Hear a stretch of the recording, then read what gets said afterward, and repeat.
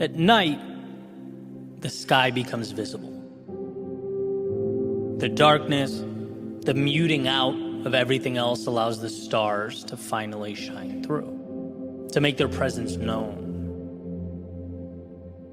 And during the day, conversely, one cannot see those stars, but the world around him on the ground becomes illuminated. It's a push and pull that seems to work perfectly. And I think there's something poetic about the partnership existing between the big picture goal and the small steps required to bring it to life. As one of my favorite sayings goes, keeping your head in the clouds and your feet on the ground. Because here's what's interesting. If one were to only look up at the goal, she'd be consistently reminding herself of the ideal without taking the necessary steps to get there. And if one were to only look down at her feet, well, her steps would eventually become aimless. And it's that duality, right? The need to both reassure yourself you can see the stars, as well as use the world around you to pull yourself closer to them, that changes things. Right? It's that beautiful dance that has to be maintained. And this is a balancing act that has certainly been challenging. Right? Sometimes the pendulum swings way too far one way, sometimes way too far the other. But in a perfect world, you want it gravitating towards the center. I remember just starting the YouTube channel almost a decade ago, having, big multi-million subscriber goals, but completely lacking the systems and everyday practices in place that would walk me towards that finish line. Right? I mean, sure, something's better than nothing. I was working and learning, but the actions simply didn't align with the objective. I had to correct them. And then I've been on the other end as well. Right? I'd be doing things every day without knowing why. All steps, no goal. That sort of thing occurs when routine takes on a life of its own. You start doing things because, it's what I do. It's what I've always done. And, this is when one has to look in the mirror and ask the difficult questions. And look, anytime I can squeeze the complexities down into the simple, I try and do that. So with that in mind, my questioning goes like this. What do you want? Know the answer? Okay, good. Next question. Is what you're doing taking you closer every day to what you want? Asking that question in a serious way takes a spotlight to one's world. Using my previous metaphor, it shuts the lights off so the North Star becomes visible. And then, turns them back on to ask yourself if you're using your resources to move there. And I've become pretty good at asking myself this question consistently, and still I find things that don't belong. That sort of, they hide in plain view. I have faith that I'll end up exactly where I need to be. But that faith is rooted in my commitment to continually assess, to scrutinize, and adjust. There's very little hope and a substantial amount of trust in my ability to continue forward. There's an idea referred to as the Stockdale paradox, which states, and this is the first definition I grabbed from Google here, you must never confuse faith that you'll prevail in the end, which you can never afford to lose, with the discipline to confront the most brutal facts of your current reality, whatever they might be. That's where the tough love thing comes in. Be your biggest fan because no one will believe in you unless you do. It all starts with your trust in yourself to navigate the process and arrive where you must arrive. But it also requires you are your biggest critic.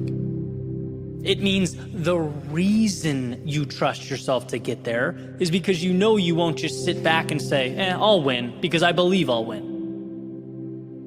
No, you'll win because you will, while having your head in the clouds, be brutally pragmatic with the steps you're taking on the ground.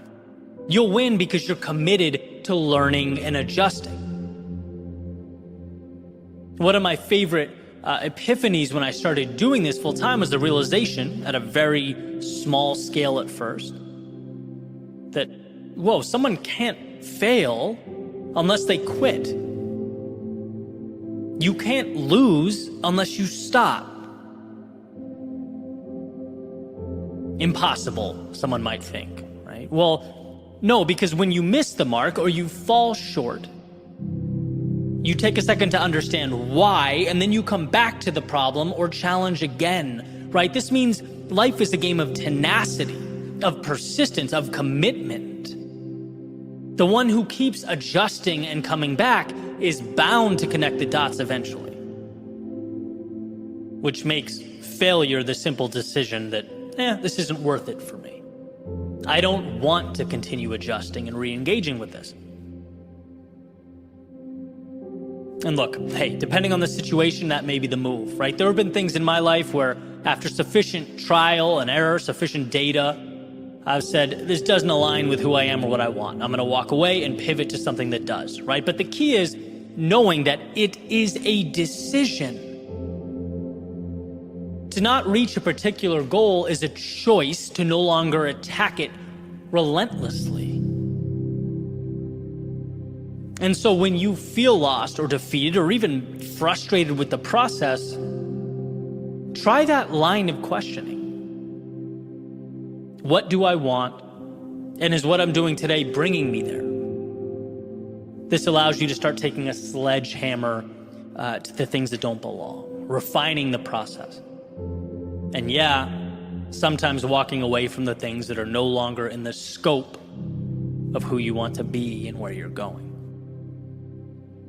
But the power is in knowing, it's in understanding that your footsteps, the little actions of your day to day, they are incredibly powerful. But most of all, when you are methodical with them, when they're pointed in the right direction. So pick your stars carefully and own those steps that take you towards them.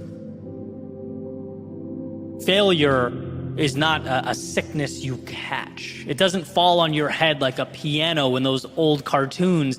It's a choice.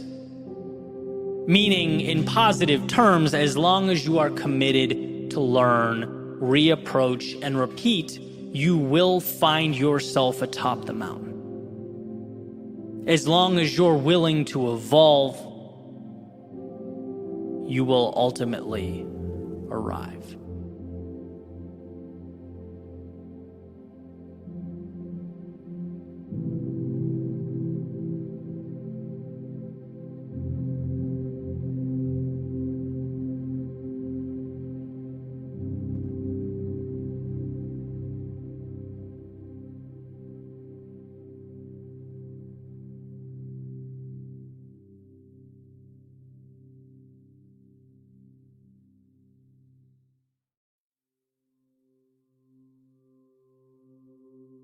I went on a run yesterday. My mind, as it often does, began to wander. Reflecting back on all the streets I've jogged down over the last 10 years, all over the country, up north in Canada, down in Mexico, across the Atlantic, as long as my body would allow me, I was running. You could say it's become over time something of a spiritual occurrence for me. So as I made my way down A1A, I asked myself, why? Why has it meant, and why does it continue to mean so much to me, this sort of arbitrary activity or exercise? And not only that, particularly during the times where everything else in life feels so unsteady, when there's chaos and turbulence all around me.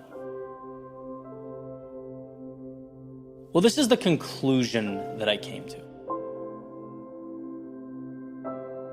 it was the clarity. It was the simplicity that continued to pull me in and keep me going. See, when I was running, I always knew what I had to do. And there was calm in that, reassurance. Perhaps most importantly, a purpose. Looking back at those days where it's 94 in Miami in August, the sun's coming down, I'm suffering through the run. Or days where I'm running through storms, thunder, cracking all around me, my heart racing because I know it's kind of dangerous to be there, but what am I going to do? I have to keep going. Those days up in New England in the Northeast, right, in the winter, that first mile where you step outside and the wind sort of cuts through you, you feel it in your bones. All that's uncomfortable. But problems, they seem manageable when you know where you're going, when you understand the rules of the game. And the rules of the game, every time I laced up my shoes, they were simple. You start at one point and you don't stop until you arrive at the other specified point. It placed stability into an ever-evolving landscape. It reminded me during the most difficult times what it was like to be in full control. And I'm going to say something that may appear drastic here. I'm sure many of you know that saying, simplicity is the ultimate sophistication, attributed to everyone from Lincoln to Da Vinci to your next door neighbor. Well, I believe that simplicity saved my life. And I think it did many times. It's been a very up and down journey, as they all are, right? And growth is injecting yourself into a world you don't understand. It has to be, definitionally. It's being oversaturated with options. The road less traveled is paved in distraction. And when my purpose and my path felt like they were deteriorating before my very eyes, when my understanding of life felt like it was slipping away, which is a pain pretty different than stubbing your toe, right? It feels much bigger, it's much scarier. It was faith in my ability to slay the dragon and find the treasure that empowered me.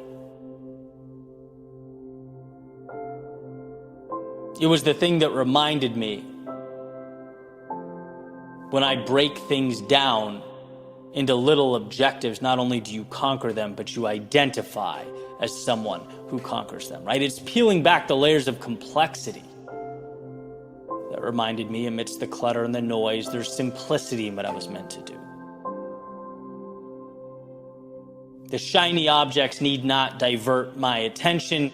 We just need to take the time to identify our finish lines, and they can change. What matters sometimes does. But the moral of the story is you can't live life trying to hit targets in the dark. And it just makes sense, right? Issues with the project I'm working on, go for a run. Feeling confused, frustrated, go for a run. Argument with the girlfriend, go for a run. Run, right? And I'd come back with less in my head than I left with, which would, funny enough, ultimately be more than I left with, right? The space to think about what matters. The simplicity of starting points and ending points. Nothing in life is that complicated. It's not. But we have a tendency amidst life's storms to stop running. During the heat waves, we forget why we're there. We lose that simplicity. We lose our purpose and our meaning because we let the unimportant things become the big things. And I think that's what running is.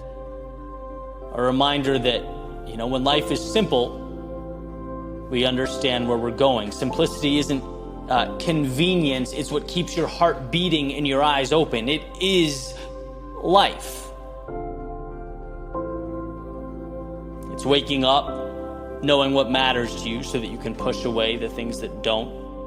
It's that reassurance that, there's a world of infinity outside the window, but what makes you brilliant is that you can identify and latch on to a small few things. The world around us often says, we need to use the whole canvas.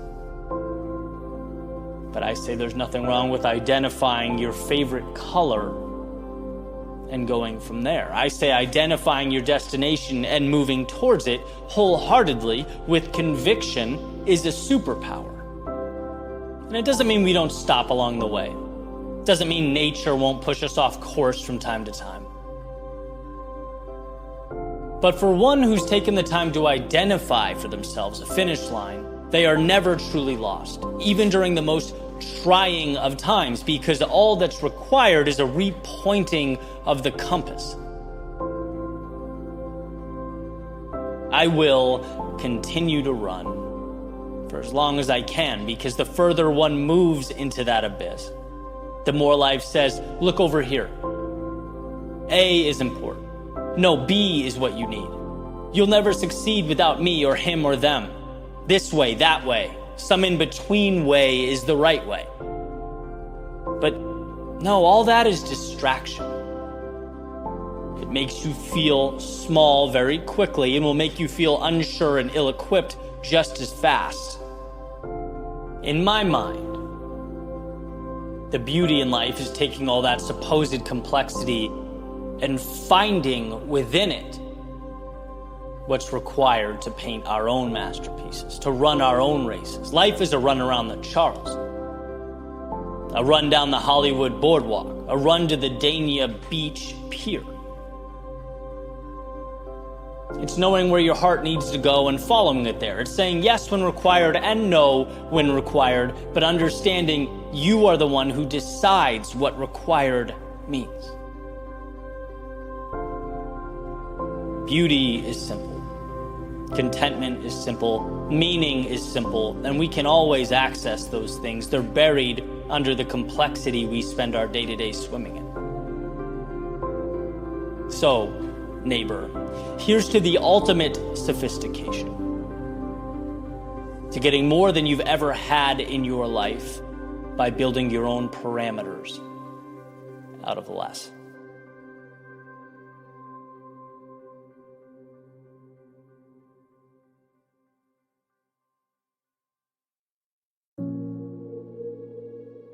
What if those less than ideal things in our lives, right? So our limitations, our constraints, the aspects of life we consider to be, a bad hand.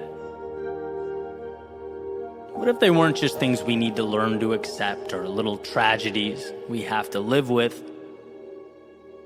What if they were ultimately the aspects of our lives that create the best of us? The elements of our world that push us to our greatness. And this came to mind earlier. I was listening to a book called How to Think Like a Roman Emperor by Donald Robertson. And he explores this point. He talks about Socrates in ancient Athens and how he lived in abject poverty. How, according to the standards of ancient Athens, was not an attractive person by any means. Just seemed to have a lot working against him. And the question that's posed is whether these exact circumstances ultimately created the man that became one of the most important thinkers in history. He implies that his reality and his surroundings shaped his worldview, so it only makes sense for one to conclude that all of it contributed to the life he lived. If Socrates was born wealthy and attractive and all these things, could he have become the man that he became? Probably not.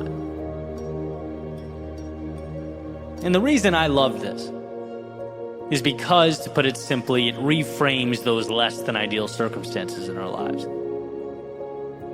Whether it is a personal trait we have no control over or an occurrence we deal with. It's understanding that a lack of ability in one area helps guide us to that spot where we can thrive. A disappointment we encounter helps us regroup and make our way to the thing that is ultimately best. The less than ideal, the things that at surface level seem bad, or problematic. They're always working for us to push us towards our contentment and our growth, to our greatness. I can say on my end, it was the turbulence I experienced in my life that created that sense of curiosity for me. It was a lack of understanding that pushed me to write about life, explore the hardships we face, and the resilience of the human spirit through it all. There's a pretty famous Stoic idea that states we can't often control what happens, but we can always control how we respond to what happens. And there lies the power in the understanding that when one door closes, as the saying goes, you are pushed closer to the one that will open for you. You have to decide whether you will find it within yourself to open it. Or will you focus on the lack, the gap, what's not there, what you don't have, what went wrong? See, all those things, the things that most people use as their reason to stop or quit or not go, they can be the reason you lose, or they can be the very reason you win. You find a way.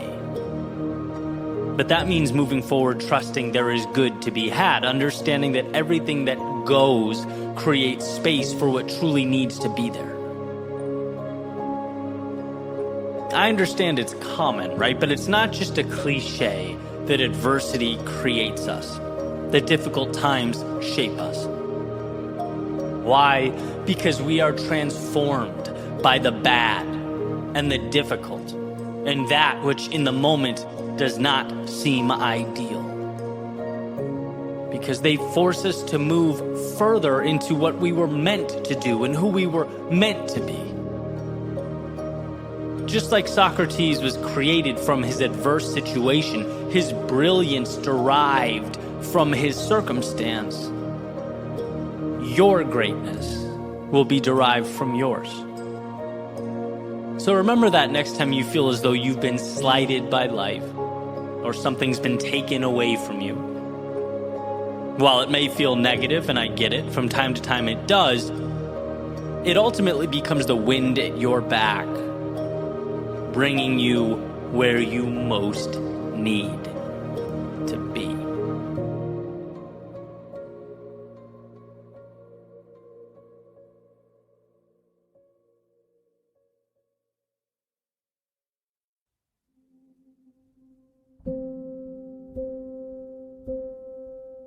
It was an ordinary run, on my ordinary loop, on an ordinary day, right in the middle of an ordinary week.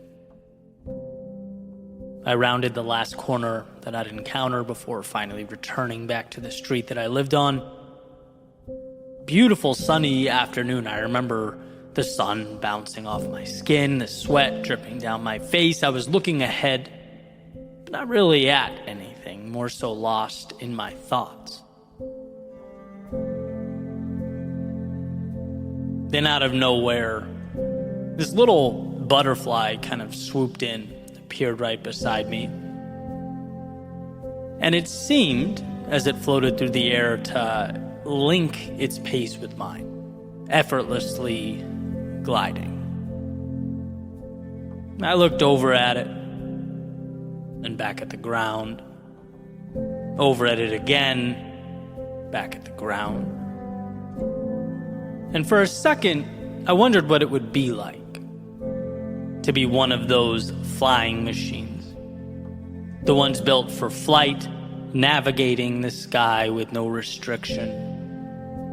What a feeling that must be. And as I looked over for a third time, it had slipped back into whatever types of things are important to a butterfly on a warm June day, but realized, as I carried forward, alone again, that for a few seconds we were side by side, it in the air and me on the ground. I hung in there with the flying machines. That's right, the creatures with wings designed specifically for flight. I was, for a time, amongst them. So what truly separated us? See, my whole life I have drawn lines. Lines that separate them from me. From can and cannot, from possible and impossible. There have been times where I saw reality as pre-packaged. Basically as though you get what you get, factory, stock, out of the box. It took a long time to see what I wanted, and instead of saying, hey, must be nice, or they have it made, to instead ask, how can I reverse engineer that outcome? What do I need to do now to get what is ultimately available? Because it's very available and it's very real. Just because you are not built like those flying machines doesn't mean you can't run alongside them. Join their ranks. Become one of them. The thing is, instead of drawing walls and building parameters, you have to give yourself permission to adapt and evolve. I was thinking about this the other day as one of my best friends was sharing some of the work he does with his real estate portfolio. He was talking about some of the lessons learned on social media, and it was met with resentment, disdain. You have X, I don't. You make Y, I don't. You came from Z, I didn't. And I read the comments, I just shook my head and thought, they don't know. They don't know he grew up on a farm in Michigan, spending a long time working for less than minimum wage. They don't know that he put himself through college. They don't know that he took out a loan, having no clue what he was doing, and learned how to renovate a home by himself. See, here's what he didn't do. He didn't point up and say, wow, look how free they are. Must be nice. No, he asked, how do I run alongside them? I am not an observer. I am a flying machine. Because the truth is, we can do so much, become so much, once we've erased the mental lines that we've drawn over the years. Once we give ourselves permission to join that little segment of reality we've deemed to be ideal but have yet to walk towards. Nothing happens to the ordinary moments, the ordinary days or weeks or months, until you realize ordinary is just a label you've been placing on the pathway to extraordinary. Everything you need is there, except your past willingness to walk through it. And today is a new day. You will take to the sky in your own life when you stop drawing lines around everything you want and compartmentalizing it as not for you. And instead, run alongside the life you want as though it was already yours. Life is not a game of those who are and those who aren't. It's a game comprised of those who will and those who won't. Those who see how they can and those who see how they can't. You can wish, hope, and watch time fly by, or you can join the ranks of the flying machines that leave all that behind and take to the sky.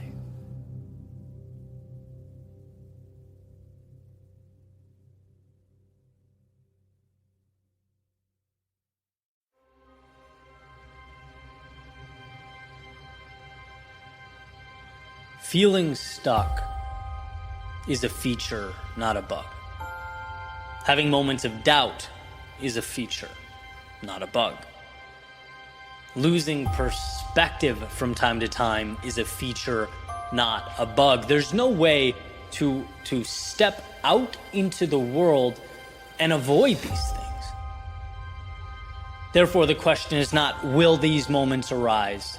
The question is, when they inevitably do, what will you make of them? And I think that fork in the road is often very misunderstood. How you look at the world around you is everything. Not because, as the great Tony Robbins says, you close your eyes and chant, there's no weeds, and they're suddenly gone from your garden, but because it's indicative of the choice we have. That when something happens, we don't always get to control how it unfolds before us, but we do get to choose what it means. And that's it. A simple decision. And you can see how it's just as easy to go one way as it is to go another. Right? Citing another brilliant voice in this space, Jim Rohn used to say something along the lines of, success is easy, right? It's nothing more than a few simple decisions every day. Well, when asked, why isn't everyone successful? He'd say, because being unsuccessful is easy too. Choosing not to do those things is easy too. Right? Everything is about your decoder. The world provides the pieces, but it makes you the architect. And so, what are you building? The ones who have had the greatest impact, designed beautiful change, added value to the world, they did it through chaos. Yet, those who are the angriest, who've done very little with the gifts allotted to them, they'll cite some variation of chaos for the reason they haven't succeeded. It's the lens, it's the decoder, it's the fork in the road, and you choosing which direction you will take. If you're feeling trapped in a routine, you have, in some capacity, taken the pieces around you and created a story of limitation. You're forgetting that nothing is stopping you from trying something new today, taking a risk today. When you're feeling insufficient or like everyone around you has it all figured out, you've taken the pieces and created a story of imaginary adversaries. This is not you versus the world. It is you versus you. This moment has given you a fresh start, a chance to find alignment with that which is meaningful to you.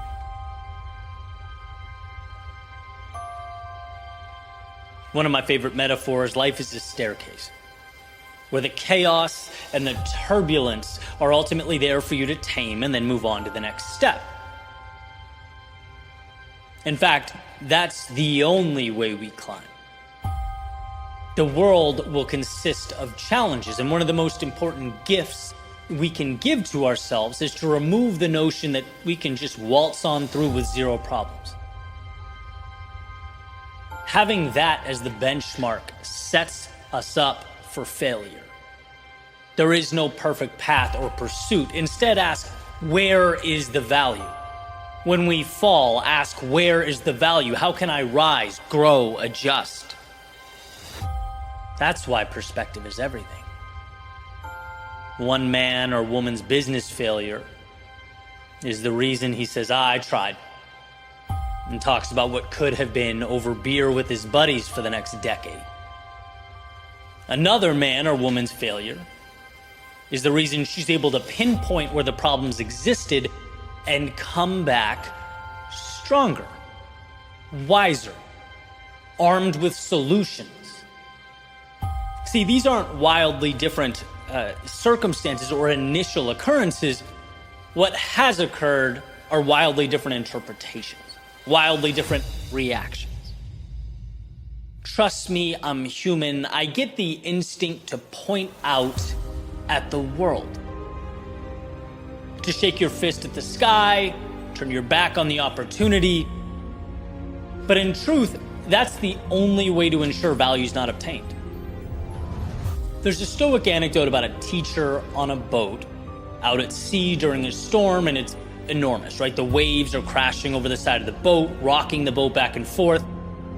And that teacher turns pale just like everyone else. He freezes in fear just like everyone else. The only difference is the teacher is not crying out or screaming, right? And the message here is that the initial reaction, that's human.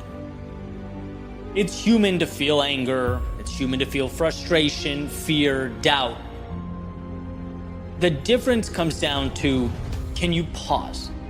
Can you collect yourself and instead of immersing yourself in the emotion, ask, what can I become from this? That is power. A relationship ended. Okay. How can I now plant a seed to greater fulfillment? The plan didn't work. Okay. Why? What can I learn that will be advantageous on the next approach? I'm lost. I don't know what to do. Okay. Instead of thinking less of yourself for the lack of knowledge, how about appreciating the fact that you've established a foundation upon which a solution can now be sought? Losses do not exist so long as adversity is pointed out and transformed into value. And whether or not that happens is entirely up to you. When it hurts, there is value. When you're down, there is value. There's always something so long as we learn to find it. And that's what will make all the difference. Adversity is not avoidable, but living right means knowing it can't be avoided because it's a requirement. It's from the chaos that calm and order and meaning and growth and momentum are obtained. So even though you may be tempted to turn your back, to run or cry out when the winds are strong and the waves come crashing down on your reality, remember that you can not only withstand the disarray, but you can come out on the other side stronger.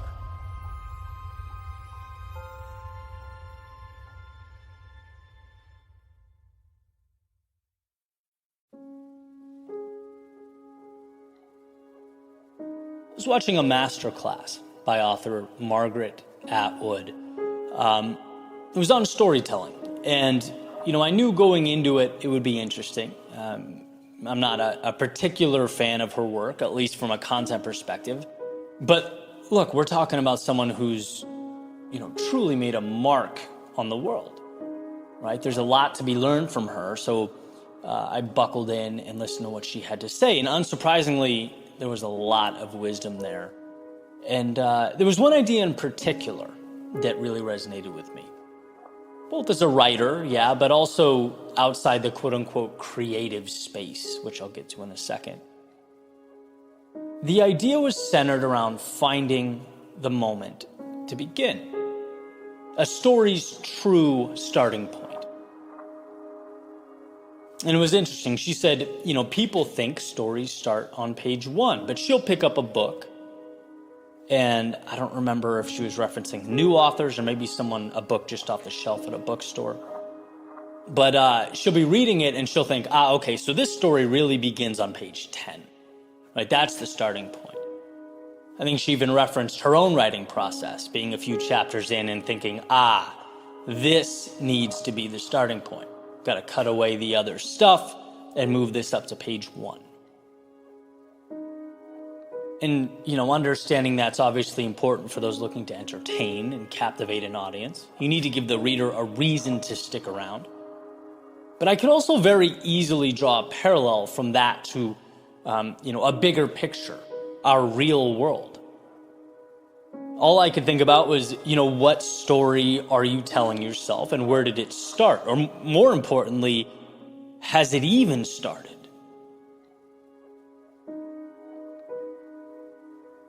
There's something both liberating and beautiful about the fact that all of us in the stories we are living could, at any moment, recreate that metaphorical first page. And I believe that with all my heart. Like we think, page 1 started years ago. This is how things are now. This is where I exist in life. But what about the idea that beginnings don't have to start on page 1? What about the idea that you can cut away as much as necessary to create the right beginning? the story that feels right to you. We don't owe anything to the words that were written leading up to now. We're not beholden to the chapters that came before. Robin Sharma talks about the idea of killing your darlings, which is an old saying that refers to that very challenging task writers face of cutting away the things that aren't absolutely essential to the story's main narrative. It's hard to do. We place value and importance on these things because they feel like a part of us. We feel like they're too significant to dismiss. When in reality, the act of letting go is ultimately a value add because it ensures that what matters is what stays. It's the ability to understand that the story doesn't begin when thoughts become words. It begins when there's alignment, when the story captivates, inspires, and in the one you're writing, the one that is your life, you can always make that moment right now. There's always a new novel that can be written with new objectives and characters and storylines. It's okay to chop anything that led to this moment. It's okay to create a beginning as you stand here today, right? It's the idea of sunk costs that changed my life years ago. Just because you spent a long time making a mistake doesn't mean you need to continue making it. Just because you've been writing the story of your life for years doesn't mean the beginning is behind you.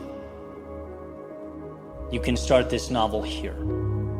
You can begin this epic adventure now. And I think there's tremendous power in looking at life like that.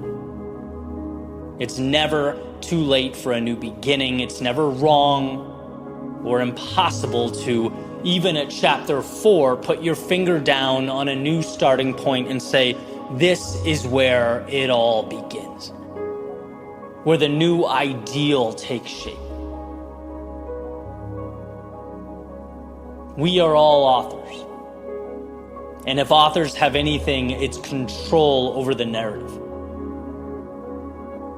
It's the ability to design a world that aligns with the one they imagine.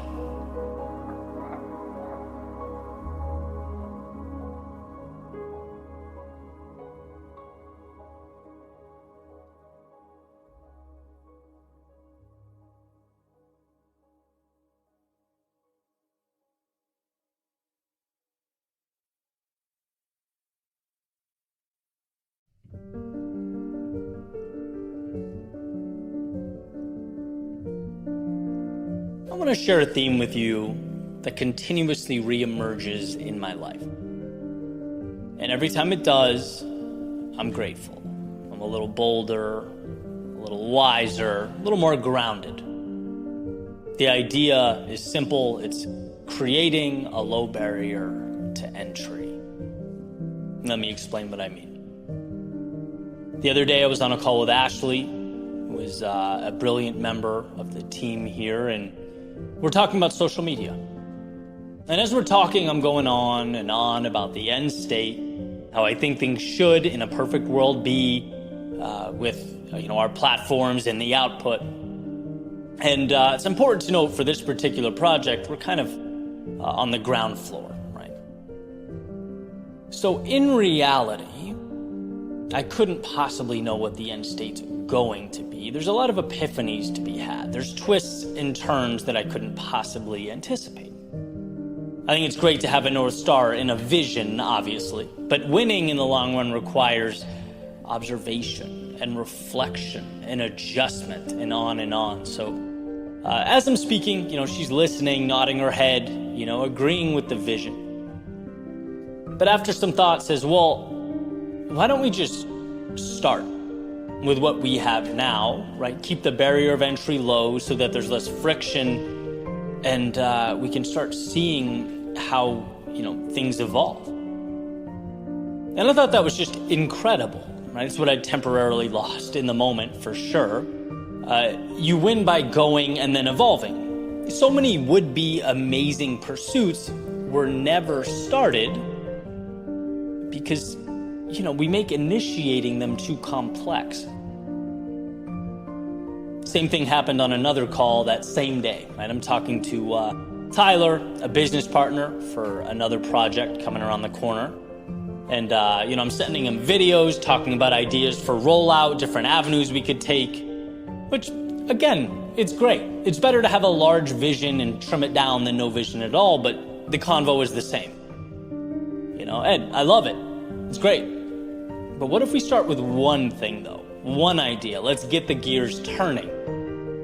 That needed to be the theme for the day, and I appreciated it, right? So, a few thoughts. One, surround yourself with sharp people like Ashley and Tyler that keep you grounded. But two, and perhaps the main point, stop creating friction for yourself when you're beginning new things.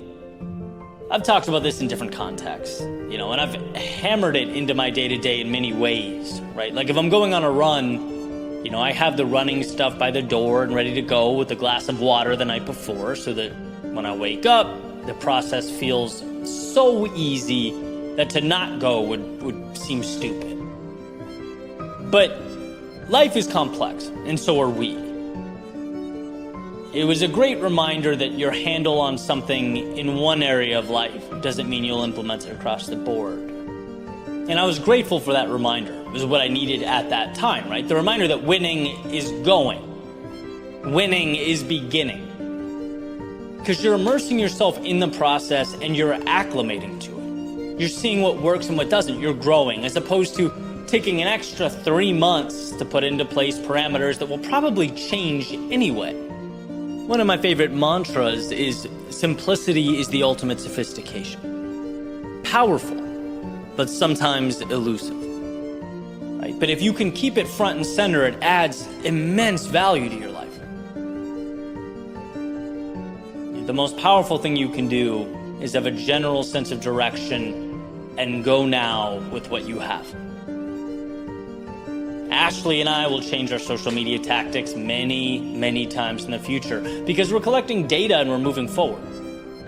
Tyler and I will approach our venture in probably countless ways because we're not in love with a particular strategy, we're in love with the end goal. And perhaps you, in your world, are at a point where you're seeking to initiate something new.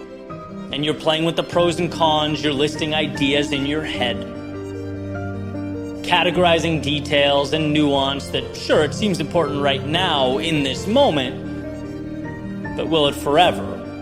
Right? My advice to you is to mitigate detail and instead place the value on finding the courage to begin now.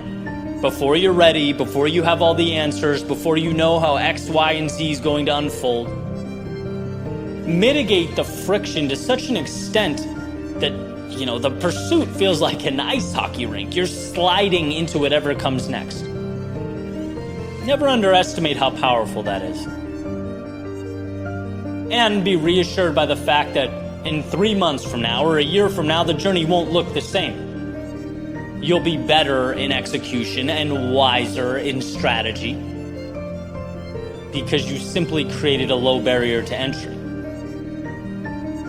You leveraged perhaps the most important ability you possess.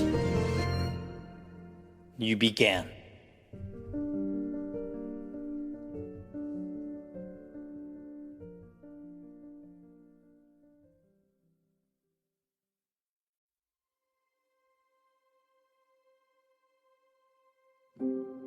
We spend a lot of time and we exhaust a lot of effort looking for that so-called edge, capturing the little changes or advantages that add value and ultimately push us closer to where we want to be. Right? These so-called life hacks are everywhere, from you name it, reshuffling daily tasks to activities, exercises that enhance our performance, food, supplements, apps. The list goes on. And I'm speaking broadly here intentionally because that quote-unquote edge could mean a million different things to a million different people. Obviously, tremendous value there in finding ways to become better, faster, and stronger. But why this topic excites me and what I'm specifically looking forward to exploring is what I believe to be the most important advantage there is, and that's consistency. Consistency, the unsexy, unremarkable answer, right? But you can always distill everything else down into that simple art of showing up, being there every day. To me, that begins it all. That will always be the foundation we build everything on. Over time, it becomes the reason you win or you lose. And I believe that wholeheartedly. Like, nothing matters if you aren't locked in and repeatedly making the daily effort. No pill is going to make you a starting point guard or a stellar performer at work or, an amazing parent. That's dedicated, concentrated, consistent effort. A metaphor I like that demonstrates this process to me is trying to get fit, right? Whether you run or go to the gym, whatever it is, it's much easier to stay home and take creatine, protein, supplements than to actually show up to the gym every day, than to actually put in the miles every day, right? But without showing up, all that other stuff is meaningless. And that's the heart of what I'm getting at. It's the lifting that's transformative. Everything else is supplemental. It's even in the term, right? Supplements. Now, is this obvious? Sure. But man, do we forget the obvious, and there is a hefty price for doing so. It's like, yeah, we should look for advantages along the way. And this becomes more and more relevant, the longer we've been immersed in the process. Those little details mean more and more, but they never mean more than having a goal and committing to it every single day. Never forget that. Showing up is power. There's a few quotes I like by James Clear, who's considered by many to be an expert on habit building, that hammer down on the power of consistency. He says, improving by 1% isn't particularly notable. Sometimes it isn't even noticeable, but it can be far more meaningful, especially in the long run. It goes on to say, if you can get 1% better each day for 1 year, you'll end up being 37 times better by the time you're done. And I think that's what gets me, right? That line, 1% better every day means 37 times better in a year. Nothing can replicate that. There are no shortcuts to arrive at that type of progress or growth. None. And sure, the environment can change. There are times where the landscape shifts right under your feet. You have to reach further outside your comfort zone than you ever have. But that's still a product of your commitment to improve every single day. The context changes, the details change, but you still show up. 1% is essentially a rhythm. It's automated. It says, just like breathing air and drinking water, this is what I do. $1 in the bank every day. What you're doing is giving life to a compound effect that will change everything. In my world, my showing up is every day, how do I become a little bit better at storytelling? How do I refine that intersection of personal development and entertainment so that, we can enjoy and get the most out of the journey? How do I make this brand matter a little more, mean a little more, be a little more effective? That's my Super Bowl every day. And funny story, I was driving this morning, listening to a podcast about AI. Right? Everyone seems to be talking about AI right now, and for good reason. I heard one of the guests say that in 10 years, there will be 2 types of businesses. Those that successfully leverage AI and those that failed and are no longer in existence. Right? It's a hypothesis, obviously, but it's eye-opening. Right? AI is going to change everything. And I had to check my initial instinct that was honestly, oh, here we go, right? Another way for people to cut corners and cheat. And I had to pause and think about it. Like, that's just a terrible way to look at a new technology. That's a scarcity mindset. Instead, think about the opportunity. Remind yourself that you show up every day with the same mission and the same goal. You'll earn that 1% every day, and this is just another supplement to your growth. Right? Utilized correctly, at least in the current moment, this is whey protein or creatine for your lifting at the gym, so leverage it. Right? That's all. Same with any new technology. And there was comfort there. There was comfort in looking back at thinking, look at all the previous technology, its evolution. Look at the social platforms, how we interact now. Through it all, the changes, the highs, lows, ups and downs, you showed up. You held on to that North Star and over again made necessary adjustments. Right? That commitment has been everything. YouTube's algorithm changes did not kill me. It ended up making me a better storyteller, writer, speaker. COVID, pushing my live speaking engagements aside for a while, causing me to further digitize my business model, that didn't hurt me. It made the brand bigger. Short form content, blasting off onto the scene, TikToks, IG Reels, that didn't hurt me. It forced me to be smarter and more thoughtful about how to integrate short-term content into my long-form content, how to make them work together. It ended up being an advantage. Right? The bottom line being, when you are consistent, when you show up for your thing, no matter what changes are occurring, no matter what's happening externally, when you're there for your mission, that allows you to make whatever little changes need to be made along the way. Being there for yourself, committing to the twists and turns is everything. And it may be extreme to say, especially in such a rapidly changing environment right now, but my mentality is, who cares? Who cares about all the detail and the minutia and the externality? Who cares? You know what matters. You know what you're here to do, so keep that front and center. Simplicity being the ultimate sophistication doesn't get simpler. Show up. Never let that 1% that James Clear talks about out of your sight. And then make the adjustments as necessary. Integrate the life hacks and the tech evolutions. Right? Fighting for that 1% every single day becomes 37 times better in a year. Think about how powerful that is. Let the world argue over this and that. Let them be on this path versus that path. Your strength is in trusting yourself to adjust along the way. But knowing that through it all, you will be there every morning when the sun comes up, the light moves through your window.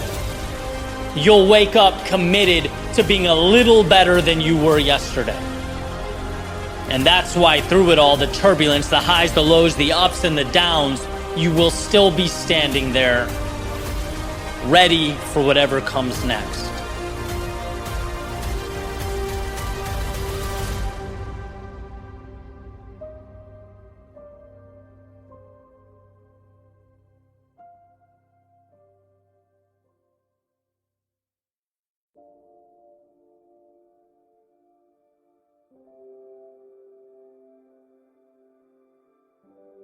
Promise yourself. Not that you'll know everything, but that you will continue forward when you don't. Promise yourself not that you'll avoid pain, but that you'll find meaning in pain as it arises. That you'll use it to shape your destiny like fire forging metal. Promise yourself not that you'll remain undefeated, but that you will transform amidst defeat like a phoenix rising from the ashes. We're often inclined to look around and see the current state as a reflection of our abilities and our potential. But right now is merely a culmination of decisions made up to this point. Just because the map you've been following has led you to a dead end doesn't mean the world consists only of dead ends. Separate yourself from the walls around you. Separate the map you've been following from the world's landscape in totality. Let's look at not what has occurred, but what's possible. Let's understand that we all face dead ends. We all find ourselves amidst disappointing outcomes, times we've fallen short. This is not a you thing. This is a human thing. This is a life thing.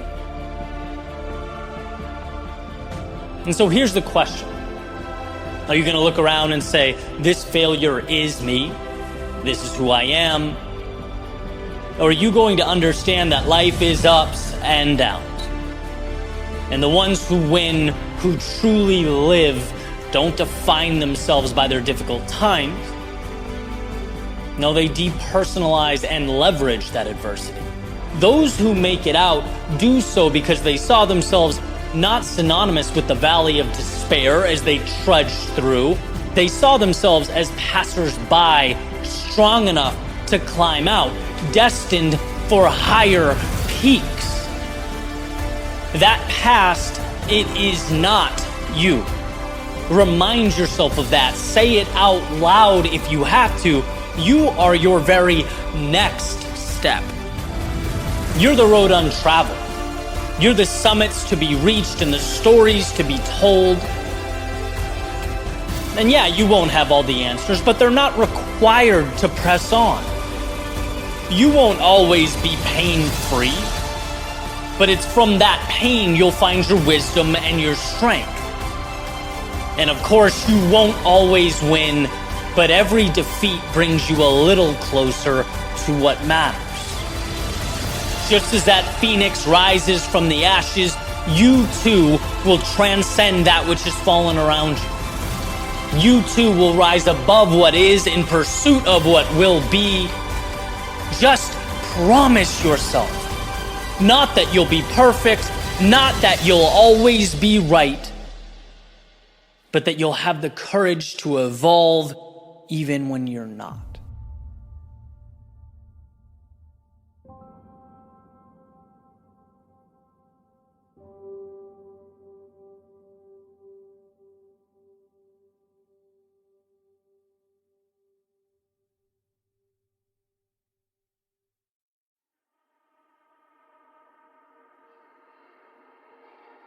There's a really cool clip of Steve Jobs in 1997. He's on stage at Apple's Worldwide Developers Conference, back a little over a decade after originally being fired by Apple. He's taking questions from the audience, and this particular guy stands up and grabs the mic and asks a vicious question. He basically tears into Jobs, implying that he doesn't know what he's talking about, questioning the value that he brings to the company. It's just super aggressive. And I think one of the reasons it stuck with me all these years is because upon hearing it, my instinct as an observer was to be insulted for Steve Jobs. The guy just got lit up. And you'd think he'd fire back, defend himself and his accolades, of which there were obviously plenty to draw from, but that's not what he does at all. He instead does two things in particular that have, over time, added tremendous value to my worldview. The first thing, as I was kind of alluding to there, is he didn't at all get angry or defensive, which may seem like an easy thing to do, but again, observing it, like you can feel the tension there. It's like Jobs saw the criticism as merely procedural. That's it, right? As something to be expected as one builds. He completely depersonalized the attack as it was being fired his way. His exact quote was, you can please some of the people some of the time, But one of the hardest things when you're trying to affect change is that people like this gentleman are right in some areas. And I'll explain what he means when he says the guy's right in a minute or two here. But that response totally reduced the tension by 90%. Right? Understanding that there are going to be people who have things to say, some of which will question your ability and your effectiveness. And if you're looking from a 10,000-foot view, that's to be expected. And this is the part that was shocking to me, warranted. Right? He says the criticism is warranted. Growth is messy and sloppy and a work in progress. And so criticism will, from time to time, hit the nail right on the head. And you, as a designer and creator, have to know that you'll both make mistakes and be called out for them. That's the way it goes. That's the contract one signs with the world in order to bring to life those things that are not yet visible. It's scary. It's intimidating, right? At least at first. Again, my reaction was to get defensive, but I think what made Steve great, as he smiled and jokingly said, "Here we go," mid-question, was the reassurance that, look, I signed up for this. So in actuality, it's a good thing. It's not an attack. It is growth. And I try and keep that in my back pocket as I do my thing, right? It's sharing your thoughts. It's a vulnerable thing. And if you are going to fall apart or crumble anytime someone's not totally in love with where you are at the moment or what you're creating or your last piece of work, you're in for a rude awakening. It's going to be a long journey. So that depersonalization is everything and incredibly valuable. And the second part brought a ton of value to me as a creator as well, just in a different way. Right? And this is the part that I alluded to earlier when Steve said that his critic was, in some way, correct. When he was being hounded about his knowledge gap in some specific technology, right? I'm not really sure what the technology was. But Jobs basically explained that you're right, I'm not an expert there, but it's not about the specific technology or the minutia. It's about giving your consumers, your audience, the world what it wants. It's about having a big picture, a vision. And that's what made Jobs so special, right? He didn't need to be involved at such a level of granularity. The vision changed, it revolutionized technology.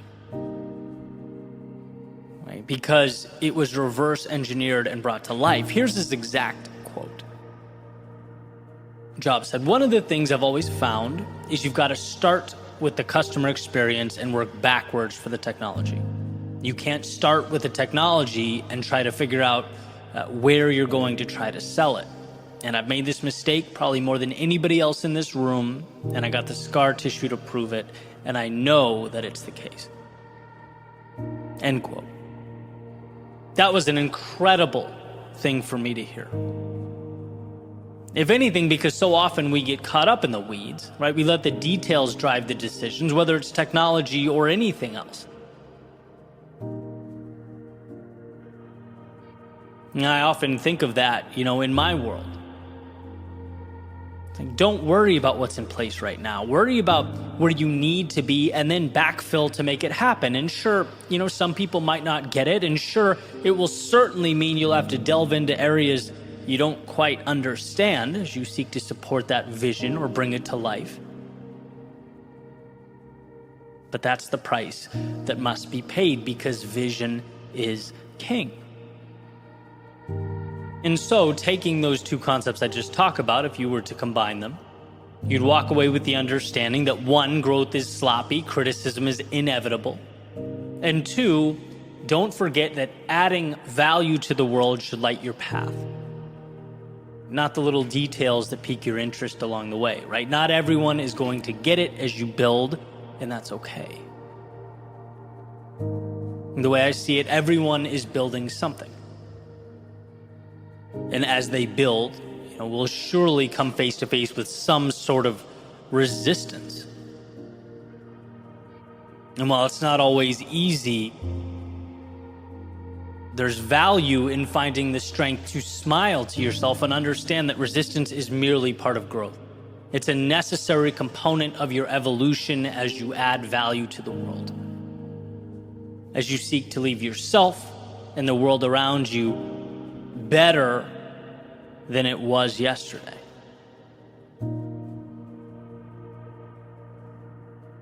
Aristotle has a quote that states, "To avoid criticism, say nothing, do nothing, be nothing." What a waste that would be of the potential and greatness contained within you to let it slip away for fear of what might be said. As Jobs explained, right, you can please some of the people some of the time, but it's not about that. The benchmark is not being perfect and never making anyone angry.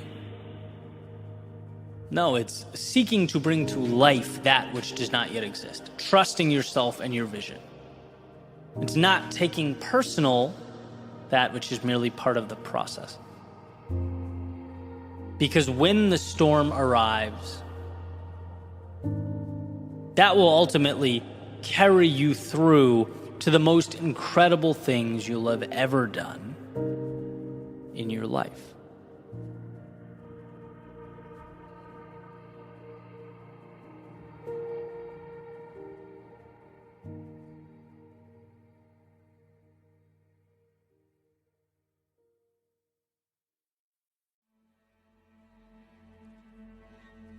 There will be no surrender.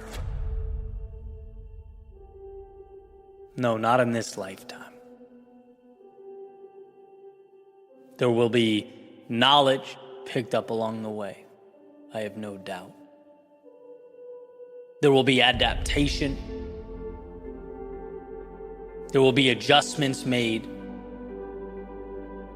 But there will be no surrender. And look, should life require change, I will evolve. Should it demand growth, I will rise to the occasion.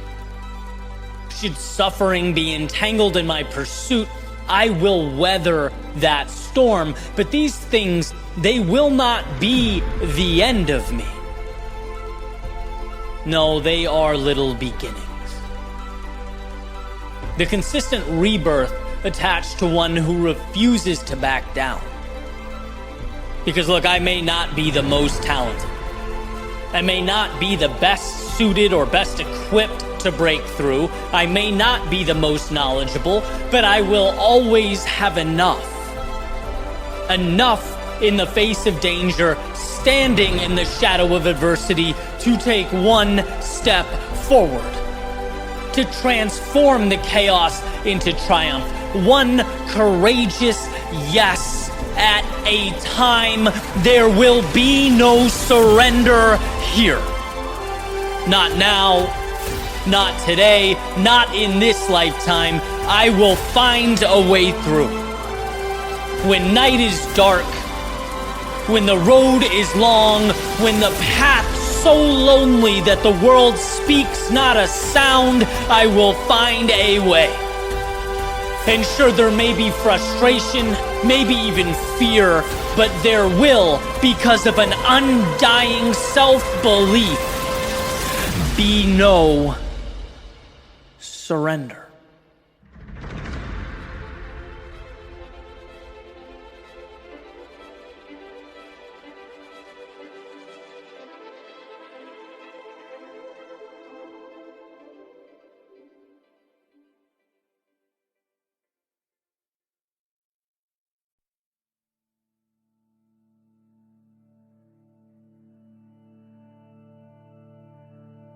The sunrise is not the best part.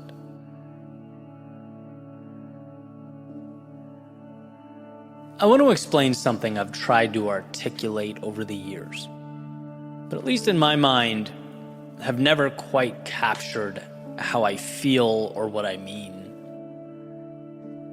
Because I think it's important. Now, a tad trivial, or could be seen that way. In fact, I picture one of those memes where the top says nobody, And the bottom would say Eddie screaming about the sunrise for 10 years. Whereas a buddy of mine recently said, a bird flies over my right shoulder and I want to go home and write a novel about it. But, truth be told, there's beauty in the mundane. And I think when looked at correctly, some of our greatest lessons about ourselves, about the world, and about how those two things often aren't as different as we might be inclined to think, shine through. So we're going at this again, one more time. The beginning, 4 a.m., I couldn't sleep last night. So I got up, I got dressed, went to the Dunkin' Donuts drive-thru around the corner, and I was sitting there right as it opened at 5:30. Got my French vanilla coffee and headed to the beach to see night turn to day. And here's an interesting thing. If you were to search sunrise Pompano Beach on that particular day, it would have told you 6:28 a.m. I got to the beach around 5:40. And this will become more and more relevant as I sort of progress here. But when I arrived, it was dark. There was not a soul outside except for a man with a dog who for some reason warned me that he had a dog, and another man twirling around a glow stick. Listen, Florida's the best place I've ever lived by far, but it keeps you on your toes, man. So I walked by them and found a spot by the water. I sat down, and it was truly theatrical. It's almost hard to find the words for the South Florida sky in the morning as night turns to day. Right? And as I'm sitting there looking out over the Atlantic, you can see right where the ocean and sky touch these little patches of teal and orange and pink that start to slowly break up the darkness. Almost like someone's dipping their brush in paint and just flicking it at a canvas. Random assortments of colors. And it's very interesting because it happens subtly and somehow all at the same time. Piece by piece, these little neon strips start making their way over the horizon. I just sat back with my coffee and I watched the world around me come to life. Birds start flying over the water. The sand rake, if that's what it's called, started driving around, preparing the beach for everyone that would come visit that day. You start to hear voices and laughter infiltrate the beach around you. And here's my thing. Here is that thought that I truly feel is important but have a hard time with the why. It's how people show up at 6:15 and make their way to the sand to watch the sun come up. Obviously, understandable. It is an incredible sight. To see that giant ball of fire emerge in the distance, seemingly make its way up into the sky, I get it. I just can't help but feel like in some way, it's similar to fast forwarding a movie to the point where the villain's already been defeated, where the problem's already been solved. It's like it's the post-game interview after the Super Bowl. The magic in my eyes is the before. Before the sun rises. It's watching something so dark, so empty, so hopeless, replaced by a masterpiece that takes your breath away. It's seeing out in the distance the light that was coming. It was always on its way. Make itself known to you for the very first time. And as that extravagant march from nothing to something takes place above and all around you, suddenly you can see your hand in front of your face. It's like you blinked and night became day. That type of transformation, that journey from one extreme to the other, it's so incredible, so emotional. It screams hope. It makes it that much harder for me to say, I can't change, I can't let go, I can't build. It's like, look, you just watched the black of night become day. It's a reminder that things are always dark until they're not. We can never see until we can. It's just make-believe until it's real. It's a process of holding on. Sometimes it's just holding on until that paint begins to color in the world around you. So it's not that the others are wrong. Again, I totally get it. I get the appeal of putting the beach chair down at 6:15, snapping some pictures of the sun in its magnificence. I get it. It's real. It's tangible. It's the shiny object. Theoretically, it's what we should be looking at. But let's not forget that magic in its infancy. Because for everything that is, for every sun that rises, its origin was once darkness. Its beginning so convoluted and so bleak that it's only logical one would look around and fail to see reality stretching beyond those desolate confines. The world seems to like pointing out the shiny things and the obvious spectacles. But if you ask me, the power precedes that sun rising. The power is navigating through nothing, knowing that things will not only be different, but that a light show is soon to emerge. That the line between possible and impossible, between heaven and hell, is showing up. It's settling in and hanging on as the darkness fades and gives way to morning. It certainly reminds me to hold on. It reminds me that amidst every storm, I'm living moments that, when zoomed out, comprise the masterpiece. It reminds me to hold on, to find color, to see the beauty, to appreciate the journey, because the sunrise is not the best part.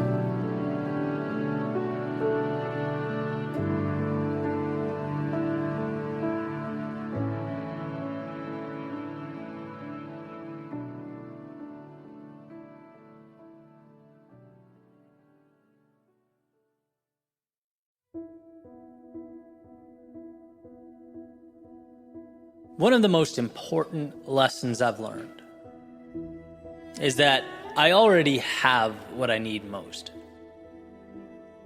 Now, as I unpack this, think of it not in a fluffy, sort of you're magical just the way you are context. And instead, let's look at it through a truly practical lens. Hey, life is about connecting dots. And I personally believe there's a way to make almost anything happen. You just need to figure out what dots have to be connected to get there.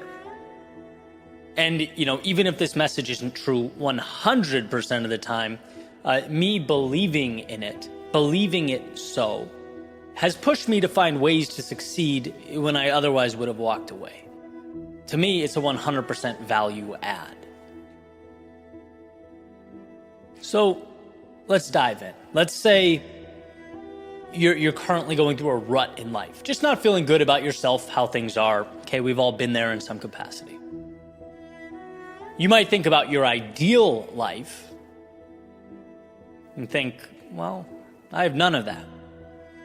I have none of those things.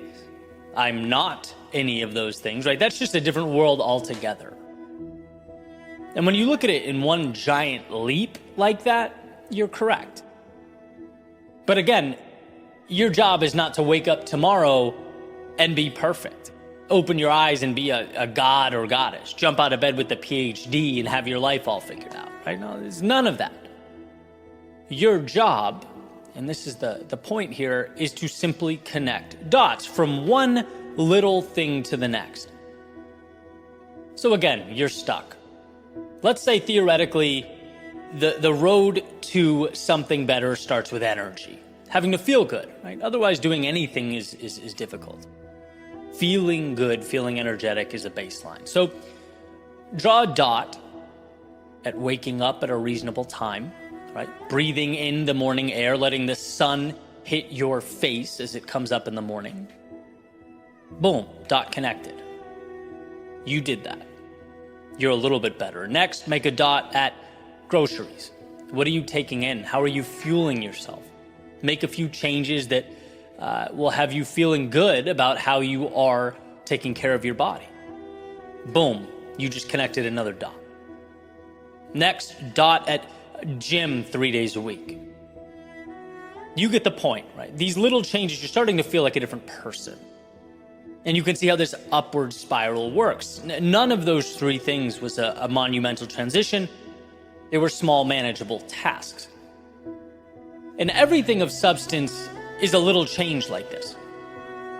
Sometimes that's just hard to see, right? When you're frustrated, when you're looking at what you don't have, when you're comparing yourself to others, when all you see is the delta or the gap between where you are and where you want to be. All that is poison. But true change is about connecting little dots, making little roadmaps, being consistent but patient, expecting more of yourself, but also giving yourself love and grace as you make the journey. And it's from this vantage point that you truly do already have everything you need. It doesn't matter the goal, objective, or pursuit. You have exactly what you need to win. Why? Because you have everything you need to connect that next dot. Always. If only we would stop wasting time looking out, wishing and chasing things we think will solve our problems, when in reality, we walk around with the solution every single day. You know, Jim Rohn used to say, it's not where you're going, it's who you become along the way. And I think this is because as we seek to evolve and grow, we learn to create and connect those dots. We trust ourselves that, look, we don't need one giant leap. We need to step. We need little consistent action, and we're more capable of that than we could ever imagine. And I'll get personal for a second. A goal of mine, I want to be one of the most impactful thinkers and orators of our generation. That invigorates me. It also is a lot, right? Even saying it feels like a lot. As the words come out of my mouth, it feels pretentious, right? Who am I to categorize myself with the best of the best? The nerve, right? But I believe it. And I believe it wholeheartedly to the point that I've bet my life on it. Why? Because I don't need to wake up tomorrow and write like Ralph Waldo Emerson or speak like MLK. I don't need to think like Nietzsche or inspire like Churchill. Nope, not tomorrow. I just need to keep creating those little dots that will bring me closer and closer. I need to find ways to connect them in real time, one day at a time, one dot at a time, and I will do that. And the best part, so can you. I'm not special. No, not in this regard. What am I? I'm a decade into connecting dots. A decade into understanding that I have everything I need to take one step and another and another. And my friend, you are capable of the same. So understand that strange dichotomy of thinking big and small simultaneously. You have to dream big, otherwise what's the point? You dream big because it forces you to ask big questions, pushes you to arrange and rearrange until you have evolved. But when we get caught up in the end result, we forget how to get there. You don't transport to greatness in your endeavor. No, you follow that roadmap of consistent steps. You connect the small, immediately achievable. They are the formula to outcomes that exceed expectations and bend reality.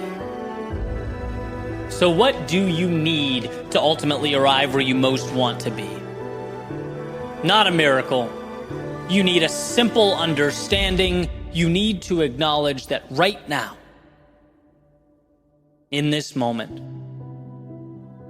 you have everything required to build and connect the next dot. And that will always be enough.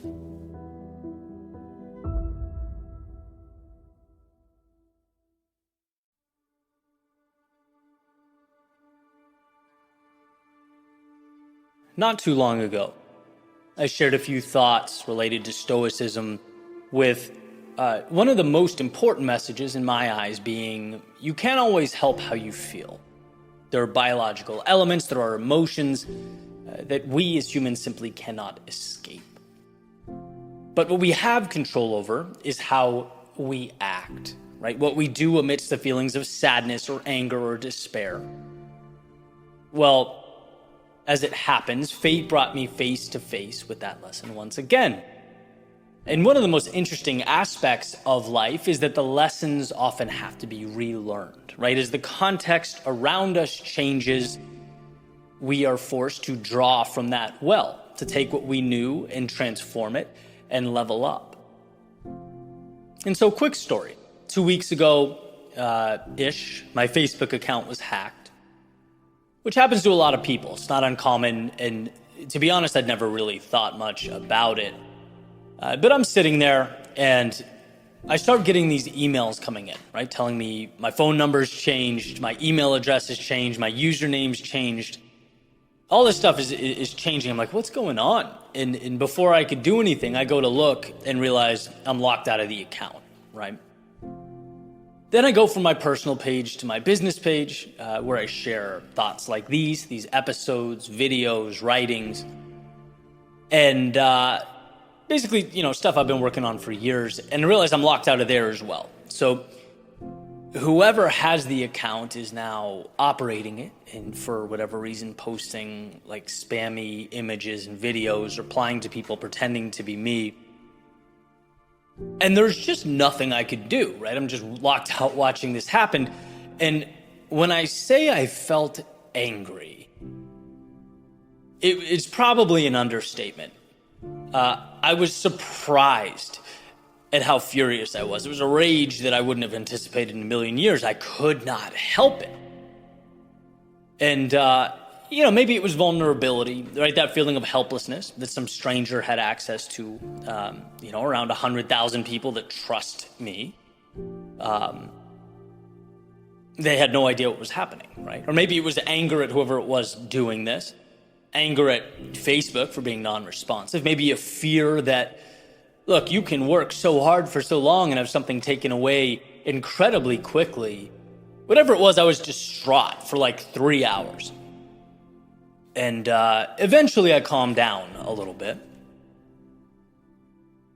And I remember just sitting there being so disappointed in my reaction, right? I hated that I felt the way I did, because leaders, and that's what I consider myself, that's what I aim to be in the world, they have to be more composed than I was, period.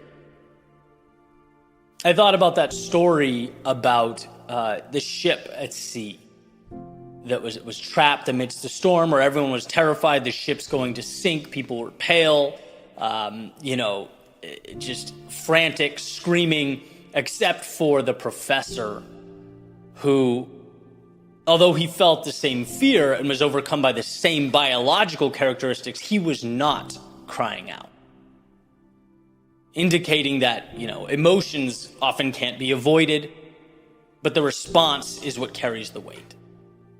And I just think it was a great lesson for me, because for a quick period of time, I definitely, using the same metaphor, cried out, right? And if that intrusion on my work and privacy was a ship amidst the storm, it's okay that I felt the way I did, but now we have to work on the reaction. And by the way, I've gotten plenty of opportunity to, right? The account's still hacked, there's still weird posts going out under my name, but I manage it way differently. There's a calmness that I've managed to acquire and maintain. We're done complaining about problems here. We're looking for solutions amidst what we can control and letting go of what we cannot. Look, I know it's a cliche that our most important lessons come from our moments of duress, but this is exactly what I believe that phrase refers to, right? You need to be hardened by the adversity to change yourself. You need to be able to look in the mirror and go, ooh, I didn't like that. I'm not doing that again, right? And it took an embarrassing 3 hours of me being furious and acting irrationally. Okay, fine. But that's a small price to pay for the lesson that I acquired. So I think for someone listening to this, my hope is twofold. One, don't forget that the initial reaction is often, sewn into your DNA. It's okay to feel what you feel when things don't go your way. But also, as you sort through the chaos, know that you have the ability to not only tame it, but make something from it, right? Truly. So that next time something similar arises, you have a blueprint. You'll be a step ahead. You'll find that perspective. Probably realizing, as I have, that it's just not the end of the world anyway. When you're able to eventually step outside your emotions, operate from a point of clarity, a reshuffling of priorities always seems to take place. Look, the storms will come. And if you're pushing and growing and trying to take risks, right, those storms will be numerous. The question isn't will you feel them? The question is, can you get a little better each time at not crying out? Can you improve the reaction? Can you regain composure and stay locked in on what truly matters?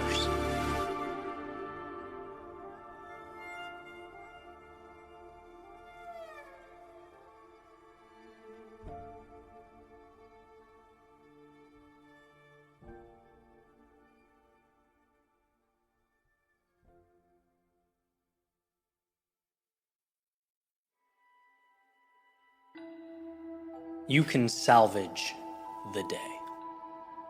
You can salvage the week, the month, the year, the years. All is not lost. It's never lost. The trap is looking back and using what happened to define what will happen. Using what's behind you to map what's in front of you. What brought this to mind? Well, personal note, this has happened before. Today was not a good one. At least not until now. Not from a productivity standpoint. Right? I just got back from Europe, a little jet lagged. I've never had more to do, but simultaneously done so little with my time, which is frustrating. But I'm going to the gym in an hour, and that leaves me 60 minutes to salvage what could easily have been looked back upon as a lost day. See, something that I think is beautiful about life is that you can get countless things wrong. You're afforded substantial room for error. And it's often, you only need to get one thing right. Like take dating, right? Countless wrong relationships. You only need one to work out, right? Entrepreneurship, ton of mistakes, lots of swings and misses. That's built into the process, but the one win can change everything. Or these stories, these ideas I share on social media, right? A lot of them totally miss. They resonate with me and, sometimes me alone. But if one resonates with others, one gains traction, there's a lot of impact to be had there. And so I wanted to share this because it's a slightly different angle to what I've talked about before. Of course, this has elements of, you don't feel like it, well, do it anyway, right? David Goggins would have an aneurysm hearing that I even contemplated not writing today. But here's the thing. It's very easy to group a period of time together and call it a loss. it didn't happen today, it might tomorrow, right? It's easy to look back on what you were and use it to build walls around yourself, to say it's what you are now, when in reality, there is still value to be squeezed out. Just because what existed before now was antithetical to everything you wanted it to be, well, that doesn't mean there's no win buried in there. It doesn't mean between 4:45 and 5:45 here today, I can't share something that's important to me that might help other people identify and dive into something that's important to them, right? All is not lost if time remains. It's a message that, sure, it might be psychologically easier to walk away from the day because the first half wasn't good, but that's not the move. There contains somewhere in there the seed that will grow, or at least begin the process of growing what you need. Jim Quick, he recently said, some days all you have is 40%. And on those days, giving 40% is 100%. Maybe seeing that subconsciously saved my day today. I don't know, but it's very easy to check out when the past was not what you wanted it to be. Instead of thinking, yeah, but one right move right now changes everything, changes the momentum, alters the personal identity. You're always one move, one decision away from reigniting momentum. A quote-unquote bad day can be completely mitigated with one incredible decision or action. So let's pull this up a level. Where does it bring us? It brings us to those moments we're sitting in bed, wishing things were a little different, went a little differently, or looking in the mirror disappointed in the day, and instead of letting it define the story in totality, remembering that there's something there, maybe just one thing, one action, one decision, one move you can take to salvage what remains. There's some value you can find that will reposition your outlook on what has occurred. There is no loss here, only the win that hasn't happened yet.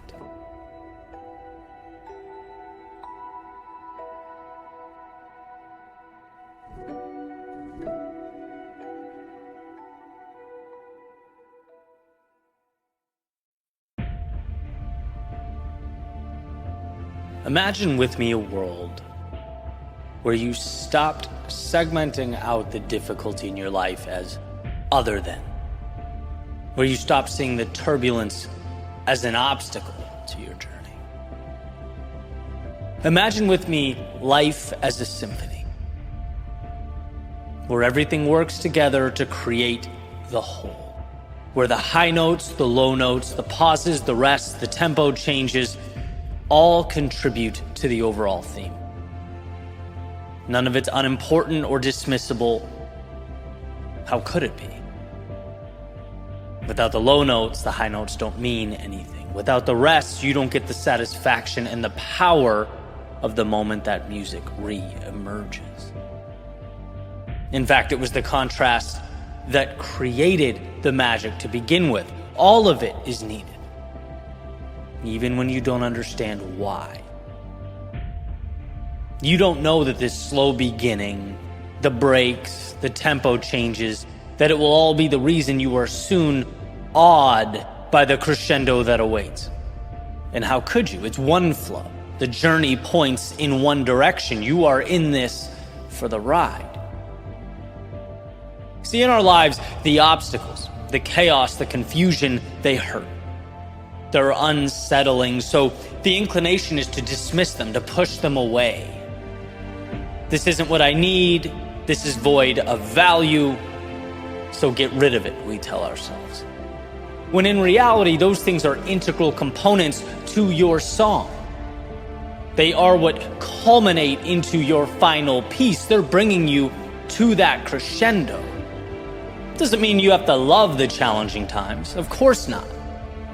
But it does mean we should understand that even though we can't see it unfolding before our very eyes, it's all playing a role.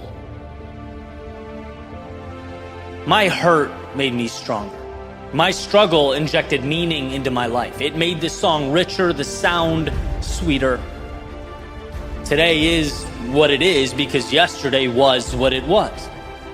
And I know when I'm face to face with something that my gut instinct deems to be detrimental, that two things can in fact be true at once. That I need to work to right the ship, to repoint the compass, but also understand that the storm wasn't void of significance. The valley wasn't all for naught. It's gifted me new oceans to cross, new mountains to climb, and new perspective as I peer out over the view. So as you move through the dark, as you navigate the chaos of night, know that the light you're chasing is only meaningful because of the depths you are emerging from. Life beyond these shadows is not where the world begins. It's a continuation of an already beautiful journey you're on. It's your symphony in totality. See, the time will come when you'll look back and you'll be grateful for the so-called inconveniences that surround you now. Your heart needs the contrast that this adversity creates. Your soul depends on the hardship to understand the magnificence of life. It's why now, when it hurts, you must keep going. You have to keep going. You have to let the notes materialize into the beautiful song it will become, the masterpiece it was meant to become.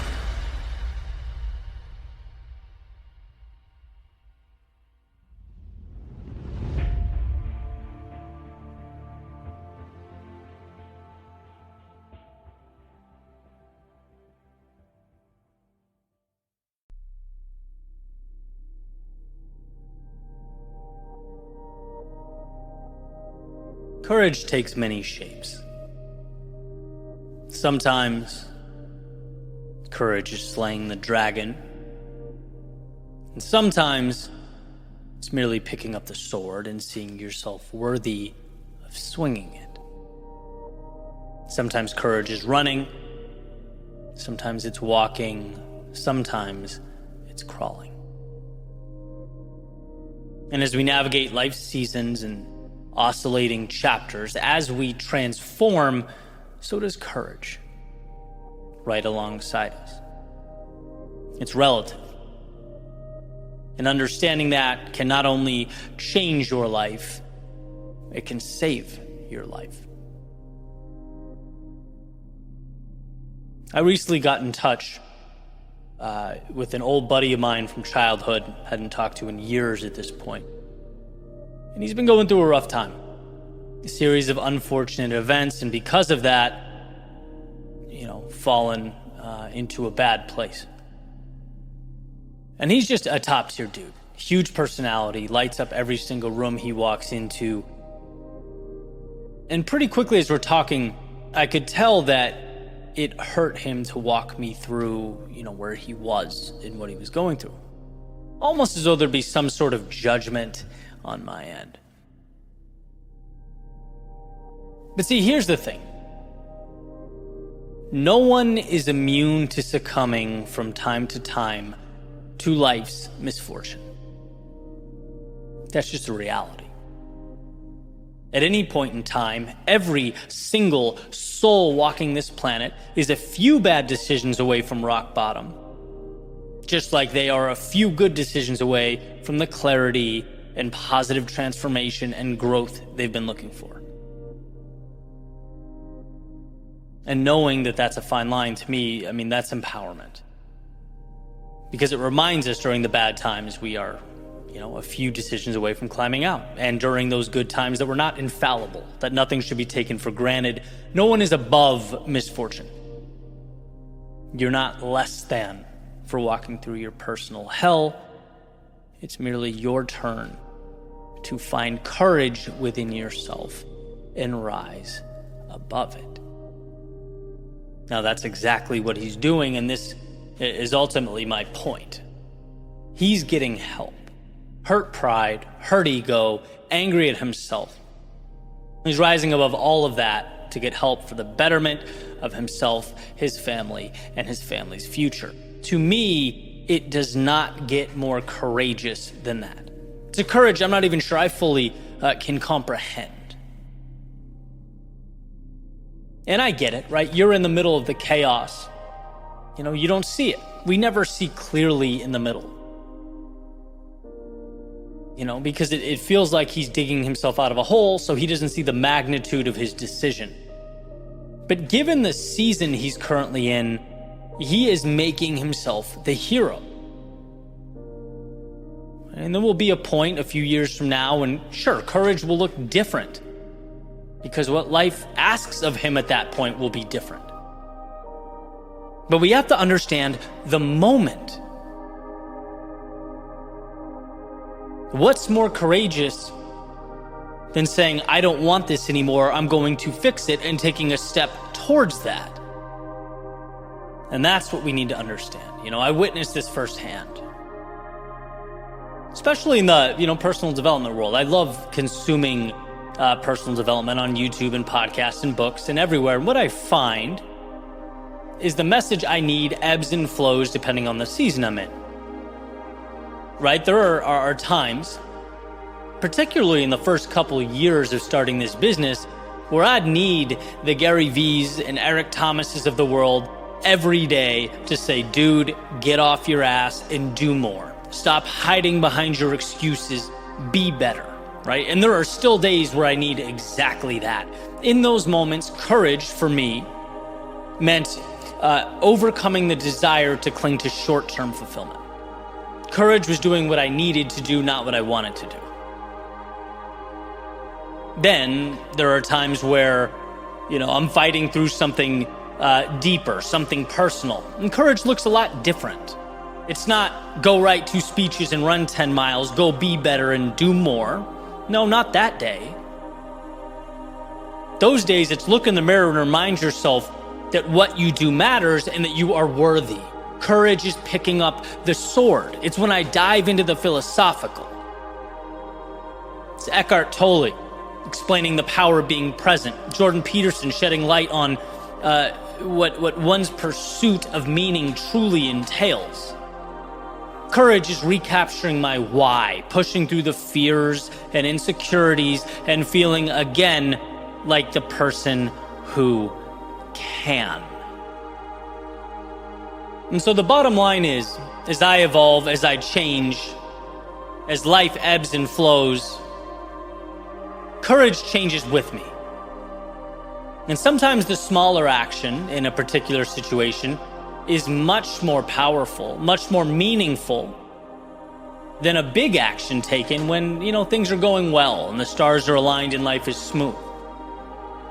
Perfect example, something that almost always chokes me up, and I'm not exaggerating, seeing someone who's overweight and you can kind of tell they're struggling through jogging on the side of the road, right? Because I know how insanely hard that is to begin a journey of that magnitude. To look at one's life and say, hey, I'm changing the situation, right? To lace up your shoes and suffer through a run outside or even a walk outside. Think about how powerful that statement, how much it took, how much fear and insecurity was pushed aside in the pursuit of something better. Now imagine what would be missed. Imagine what a loss they didn't celebrate that victory, their strength in stepping outside that day. Why? Well, because their neighbor ran 10 miles, they only ran 1. But that's the thing about courage. It doesn't look the same. Who cares what the neighbor did? Do you understand what just happened? His courage to push through a 10-mile run is astronomically different than your courage to shift your identity, to transform into someone who runs. Again, there will be a point in time when what courage means for you changes, but understand the now. Celebrate this in how remarkable your action in this moment.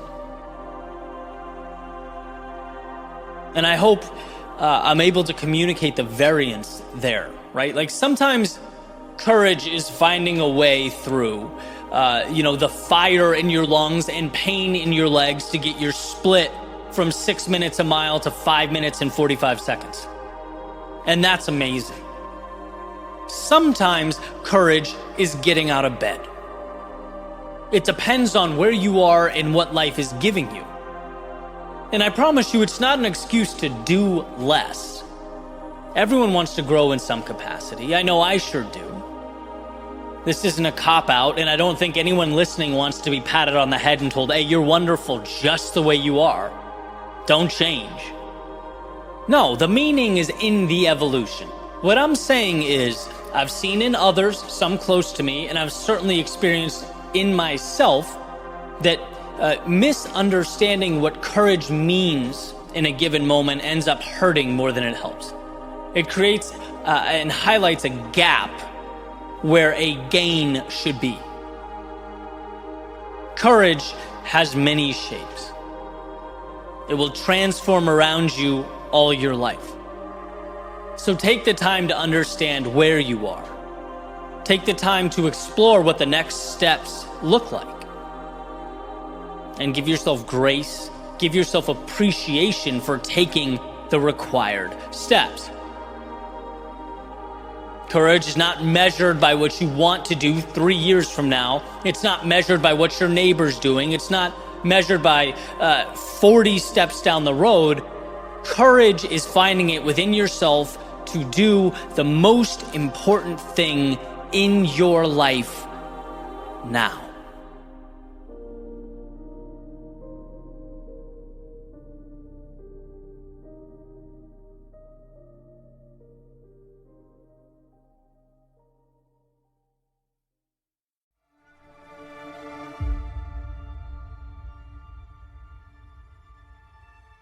You can only exist within the walls you've placed around yourself.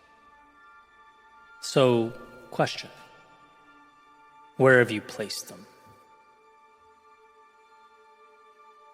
Think of the concept: you can only hit targets that you aim for, and expand it out.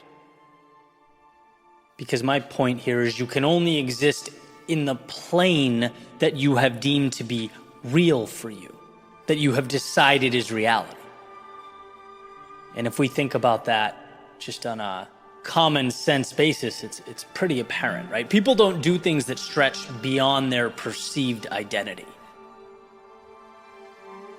If I don't think I'm capable of accumulating wealth, for example, I'm simply not going to do the things or take the necessary steps required to accumulate wealth. Why would I? If I don't think I can help or add value to others, I'm not going to do things in an attempt to help or add value to others. Using that example, that stuff would exist on the other side of those walls I've placed around myself.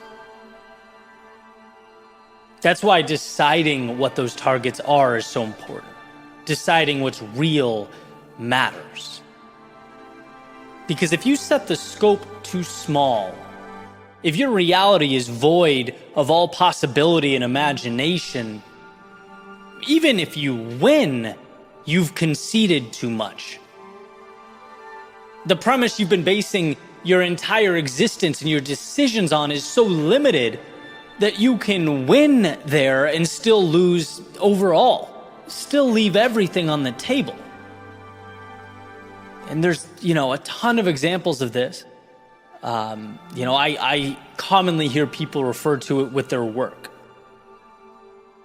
I'm not crazy about what I'm doing, but how do I fix it? How do I learn to like this job? How do I exceed expectations in my role? How do I get a promotion so that I can bring in more income?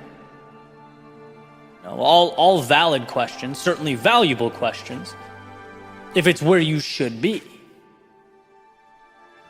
And I can tell you, I remember asking those same questions to myself, and the conclusion I finally came to was, no, what you need exists on the other side of those walls. In this part of your life, it's critical that you move beyond those parameters. That's not what lights a fire in everyone, but it's what lit a fire in me. I was asking the wrong questions, right?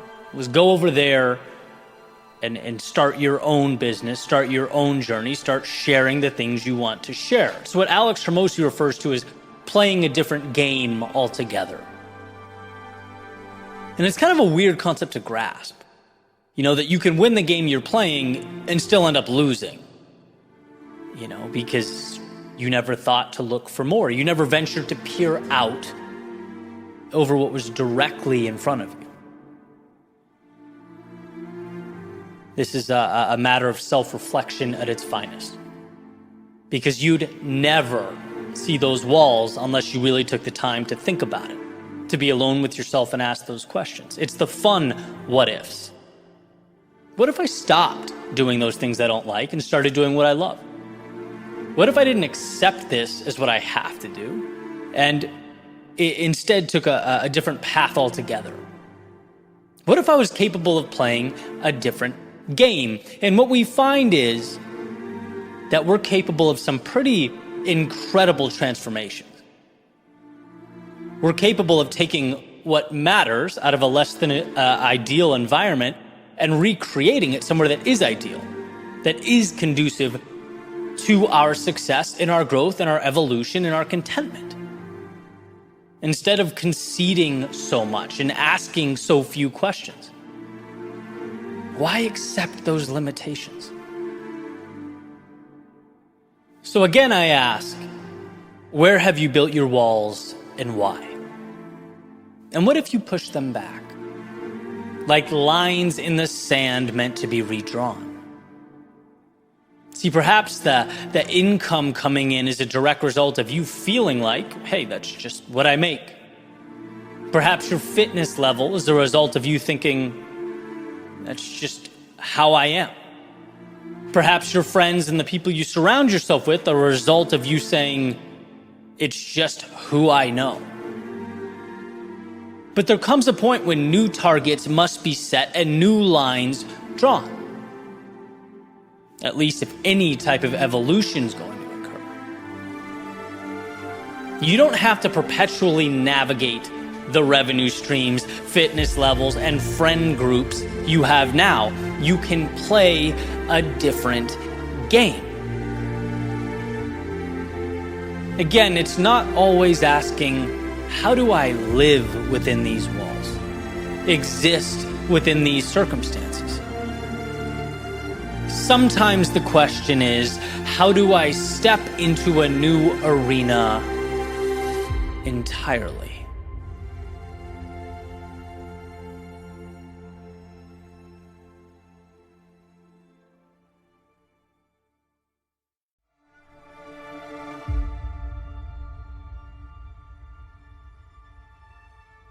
Swiss explorer Bertrand Piccard said, very often, human beings are living on autopilot, reacting automatically with what happens. What interests me about the life of an explorer is you are in the unknown, you are out of your habits. And that's exactly what interests me. That contrast between the unknown and our habits. Being on so-called autopilot. Right? Because a life without examination and reflection is going to be a life void of some pretty incredible things. Obviously, life requires balance, right? There's a time for routine and a time for exploration, a time for consistency and a time for adventure. But overall, I think we very often forget how big the world and how small the piece of it in which we've given ourselves permission to exist. Now, admittedly, in the past, I've fallen victim to the doing without the thinking, but some of my greatest breakthroughs were realizing that, understanding that I had the ability to change. And here's a story that, in a unique way, emphasizes this. The other day I was on the plane, and it was watching some variation of Animal Planet, right? Specifically talking about animal migration, and a species of penguin came up. And these penguins hatch somewhere near New Zealand. When they're strong enough, the first thing they do is swim offshore thousands and thousands of kilometers to Antarctica for food. Here's what's interesting, though. The narrator states, funny enough, they have everything they need right where they are. Right? Before they even start the journey, they have all the food they need. But still, mysteriously, they embark upon this trip, the longest single journey made by any penguin. And I'm paraphrasing here, but the narrator says it's quite possibly entirely pointless. Right? It's thought that maybe their ancestors started making that trip 2 million years ago when the only food that existed was in Antarctica, so they had to go there. He jokes it's a tough routine to break. And the reason I found this interesting, the reason there's a correlation in my mind between that journey and human beings is because of the tendency to go into default mode and do things that aren't conducive to what's best. But penguins, they don't have the ability to assess and change. Humans, on the other hand, we get to reflect. We get to examine the paths we take or don't take. For us, in the current year, autopilot most often doesn't mean we're taking 1,000-kilometer trips away. It usually means we're staying contained and stagnant. Our autopilot, our instinct is to place safety above everything else, to live in fear of the same lions that pursued us thousands of years ago, thinking they're still around every corner, right? When purpose is what we actually need, what we actually crave. But when we do not think, we are driven by fear, whether we realize it or not. We completely push away the unknown and accept the status quo. That's our default. That's our metaphorical trip to Antarctica. It's part of who we are. It's how our species survived. So it's nothing to be ashamed of, but to see that, acknowledge that, and then seek to change that in ourselves so that we can live in a way that's conducive to what's meaningful, that is a superpower. That's how you go from existing in the world to living in the world. What am I doing for the sake of doing? And how can I lock into the things that truly matter? Because that default setting, it won't take us to the promised land, right? So it's up to us. Do we adjust the path so that we get the most out of this short-lived time on Earth? Do we look beyond the routine of our day-to-day and make the changes, build the models, push the boundaries that create a new set of standards?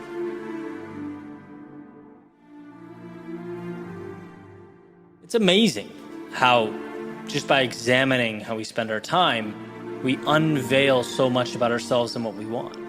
We give ourselves a chance to step off the merry-go-round and carve out something of value. So I ask, how are you spending your time? What does your day-to-day consist of? Do these things align with what matters?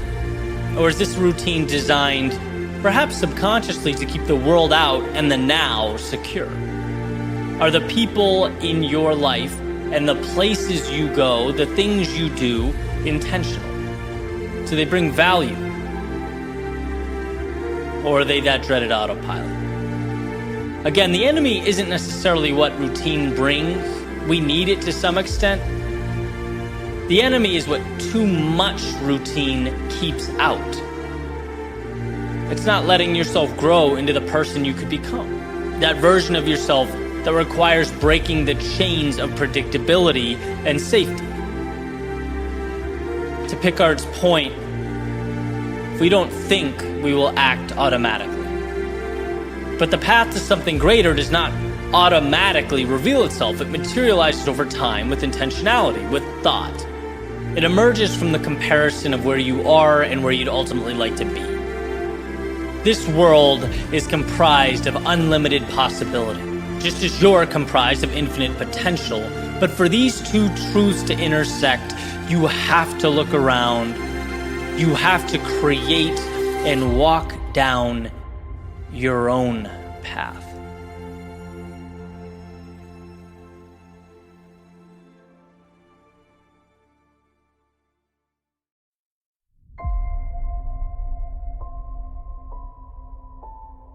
I was talking to my friend on the phone this morning, and he's been on a very long journey.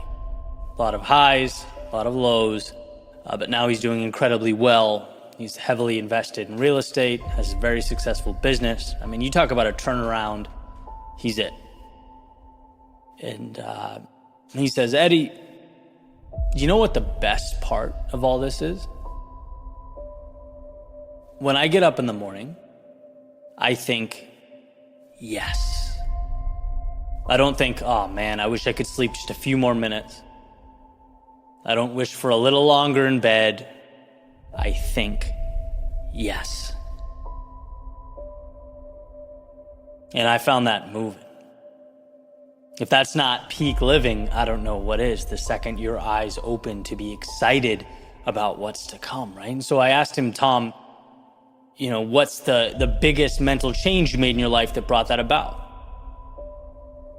And he said, essentially, this is a term used a lot by Dan Sullivan. He says, I learned to always be the buyer. Now, I'm just starting reading Sullivan's books, so I'm not too familiar with the idea. I said, Tom, can you expand upon that a little bit? Paraphrasing, he said, he started to look at life like he was worthy of it, like he was the decision maker, right? And I don't know if you've been there, I certainly have, where it's like, man, I hope this person accepts me. I hope they hire me. I hope I can be included. Now that's an existence of constantly selling yourself.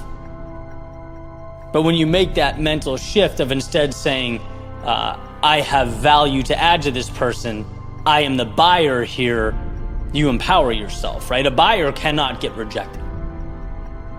Instead of walking around hoping the world accepts you, it's having confidence in yourself and your ability.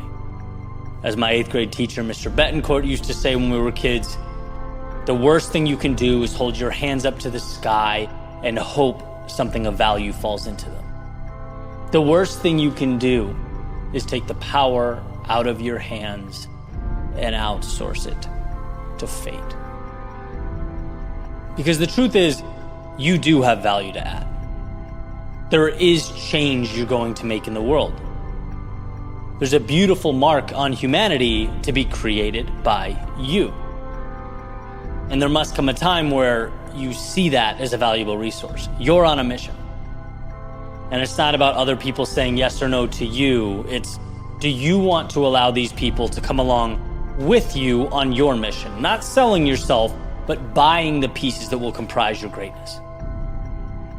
Subtle shift, but also a powerful one. And the reality is, people respect it, right? That's the crazy thing. When you find the courage to dig deep and unlock that confidence in yourself, you get more of it from others. And this is from experience, right? I've never been the loudest guy in the room, not an attention seeker. It's easier for me to listen, right? But I find that when you live with conviction, the world around you conforms. Respect finds you. People will never believe in someone who doesn't believe in him or herself. And this is kind of an interesting note. A good friend of mine has helped do some booking on podcasts and events, right? And part of that's trying to get speakers and personalities to participate. You have to explain to them the value. And this is what I found amazing. He says a formal, well thought out letter stating the ins and outs, how grateful the host would be, how beneficial the experience would be, gets ignored 99 times out of 100. But a simple, hey, X is happening, gonna be incredible, give me a shout, we'll see how we can get you involved, gets responded to way more often. Why? Because you're not selling, you're buying, right? People want to be around those who live with conviction, who have value to add. So make that clear, right? Instead of writing out those 4-paragraph emails asking the world for answers, for assistance. Now, you weren't put here to wait for permission, to tiptoe through life and not make any mistakes. You weren't put here to impress others or be accepted by those around you. You're here to live life on your terms, to make magic, to enjoy the passing moments with the ones you love, spent how you choose to spend them. Never forget how much you mean and how valuable you are. Never forget that you have every right to wake up and say yes. I get out of bed today. I get to chase my dream and bring along with me the people and things that are worthy of the pursuit. That's not arrogance. That's confidence. That's not existing. That's living. In a world of conformity, of please take what I have to offer, in a world of concession, in a world of I don't want to but okay, you have to get to the yes. You have to become the buyer, not only in each specific exchange, but the buyer of a destiny that belongs to you.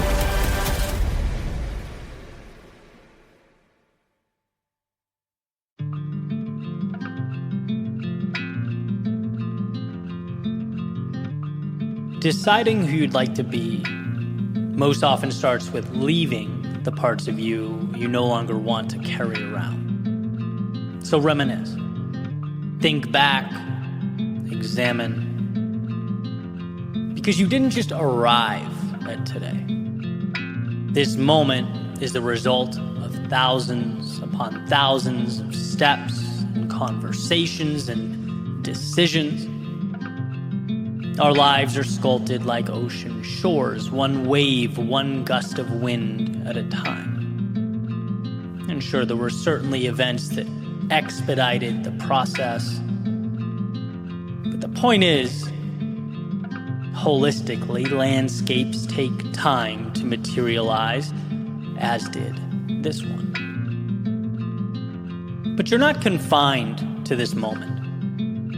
In fact, you, in and of itself, is an idea.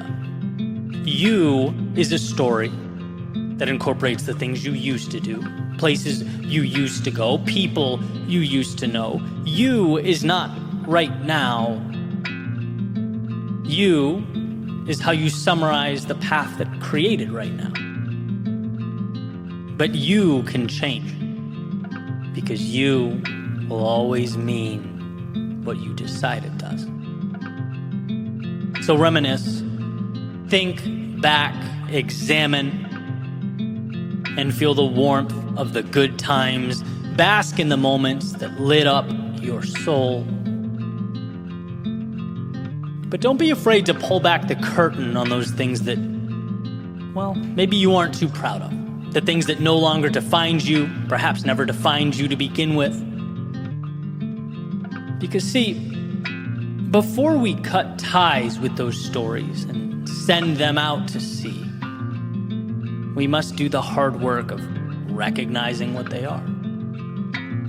Before we can identify the life to be lived, we have to be able to see the one that will live no more. And so it's okay to walk down that road. Those things are no longer you. They are ideas, old ideas, bad ideas, and so they will be relegated to the sands of time. They played their part, as everything does, and now it's time to detach. So reminisce. Think back, examine, grab what you love and let it become your guiding light.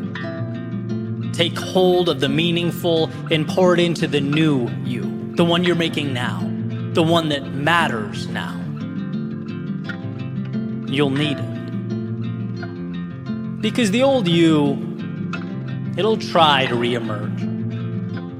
It'll present itself in the shape of old faces with old expectations, old places connected to old habits, old stories. just don't want to end. But these characters, they played their part. And thank God they did, because now they're recognizable. Now you know to cut ties. I wish it weren't so. I think we all do, but sometimes life requires that we touch that burning hot stove in order to understand that it's hot. It's easy to dismiss these occurrences as a bad thing or wasted time, but I think they're a beautiful thing. Recognizing and mitigating our mistake leaves us with a new foundation to build on, a blank canvas. It makes you not a prisoner to yesterday's work, it makes you an artist again, a designer, a creator. So reminisce, think back and examine, but not to hold on. Reminisce to let go, to say the goodbyes that will make space for the hellos, to free yourself of excess that will make space for the necessities. You've spent a long time designing you. Some of it ideal, but all of it valuable in its own unique way. The reality is that now, in this current moment, not all of it needs to come with you. So reminisce, think back, examine, so that before you move ahead, you know exactly what needs to be left behind.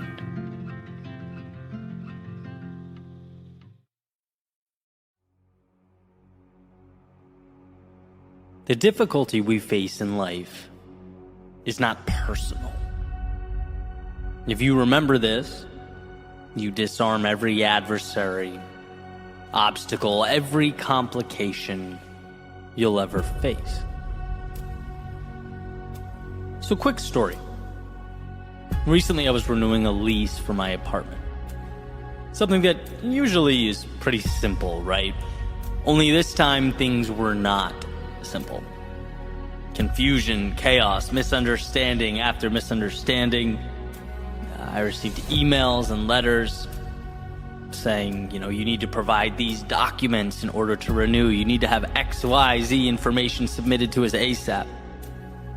And I'm sitting here thinking, guys, you have all this info, right? I've lived here a year, same guy, let's put two and two together. And after a while, I started to get truly annoyed.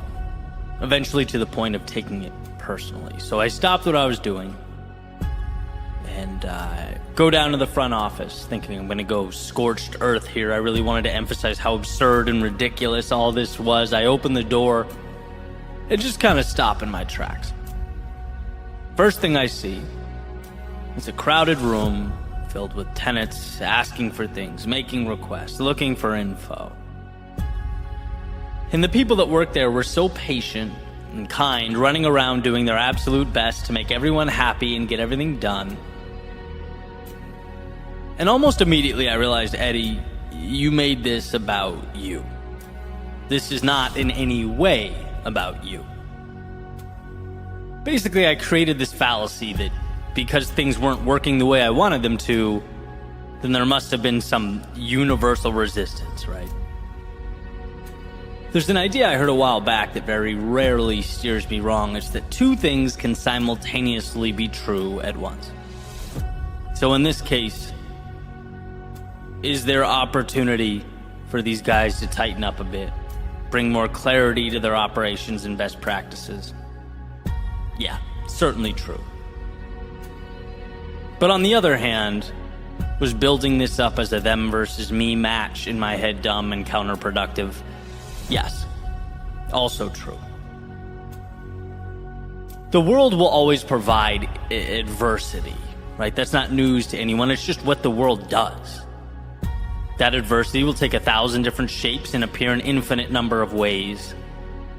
But here's the deal. Life is neutral. Things just happen. They aren't good or bad. They just exist in the ether. We, as storytellers, decide to put a charge into things. We decide whether it's happening to us or for us. We choose. And that's the takeaway here. There's power in remembering not to take things personally in any aspect of life. Because when we do, we actually lose our grip on reality. We become emotional and not rational. And this is visible everywhere.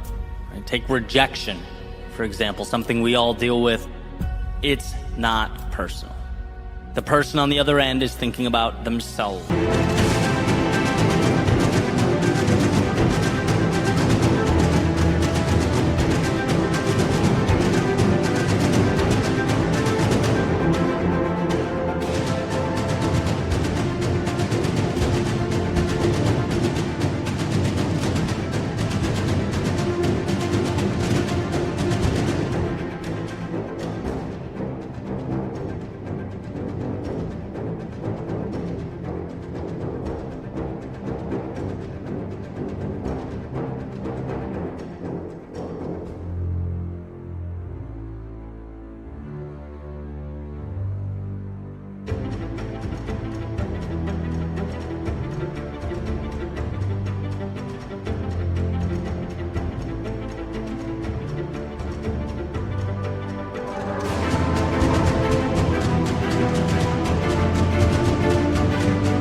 They're locked in on their own incentives. They're not thinking about you, and however you feel about this, it's just the truth. So assess the situation. Sure, maybe find some areas where you can improve and carry on. Being mistreated. Again, not about you. As the saying goes, hurt people hurt people. Same goes for criticism and hate online. Right? Something that a lot of people truly fear. It will almost always be true that people who are more accomplished than you or further along in their career trajectory won't waste time bringing you down in the comment section. No, it's people saying things hoping that their comments will get approval and attention so they can feel validated. Their actions are being carried out for, ready for this, themselves. And to misdiagnose or take it as a shot to the heart, well, that's creating a battle scenario that doesn't need to exist. It's not them versus you, it's them versus them. You're just in the crossfire. Now, does this perspective or point to not take things personally mean that we abdicate personal responsibility? Does it mean we say, well, it's not me, it's the world, so not my problem? No, of course not. Right? This perspective gives you the power to do the right things and the necessary things because you understand that the problems you face are not a giant indictment of you as a person. Getting angry creates a scenario where, you reallocate your energy from doing what's best for you to instead being mad at him or her or this group or that circumstance or the world in general. Bad things happen, and by the way, they happen to everyone. Everyone gets rejected at some point. Everyone gets let down by people close to them at some point. Everyone loses their way at some point. Everyone has their expectations fall short. Everyone has pushback. It's not just you. It's the world doing what the world does. And there's 8 billion of us running around operating in our best interest, trying to navigate a big, crazy world that's often incredibly difficult to understand. So with this perspective, right, going forward, my lesson from a few weeks ago, what would I have done differently during all that chaos with the apartment? A handful of things. Right? First of all, remind myself that in the grand scheme of things, it's trivial. It's just not that important. 2, understand incentives. Right? These folks aren't trying to make things hard for me. They're trying to do their jobs well so they can live their best lives, which brought their attention to other things. It happens. And 3, when you're calm, you can actually solve the problems at hand. When you don't stack your problems up to look like adversaries working against you, when you instead see them as merely a challenge or puzzle to be solved, life starts to look a lot different. It just feels different to walk around as though life is on your side, as though hardship is nothing more than the water necessary for the seed to grow, as though all those challenges you face are opportunities being presented to you. Because I'm not sure you can simultaneously fight and solve. I think one of our most important decisions is to select one. You can make the rejection an opponent, the criticism a rival. You can make the disorder your nemesis. Or you can realize that all of it falls squarely into the box that is life. Pieces to be taken out one by one so that you can construct the ideal. Life comes down to the advantages that exist all around us, the choices we make, to live freely with the wind at our backs, or confined by the walls we build around ourselves. And sure, your current obstacles might be because of decisions you've made, maybe even decisions you wish you could take back. But the current moment, right now, in this second, is neutral. It does not hold a grudge or have an agenda. Now, right now, is simply right now, in the same way that 2 + 2 is 4. 4 is not good or bad. It doesn't want you to win or lose. It's just 4. Same goes for the crossroads before you. And that puts the onus entirely on you to decide what you will make it all mean. Will you slow things down to find clarity? Will you open your eyes to see the value? Because look, there will always be a delta between reality and the stories we tell ourselves about reality. That's just how human beings work. It's how we've managed to survive for millennia. So understand that and gift yourself the narratives that bring you closer to the place you want to be. The road before you will be challenging, not because its pushback is personal, but because amidst the resistance, you'll find the components you need to live your very best life.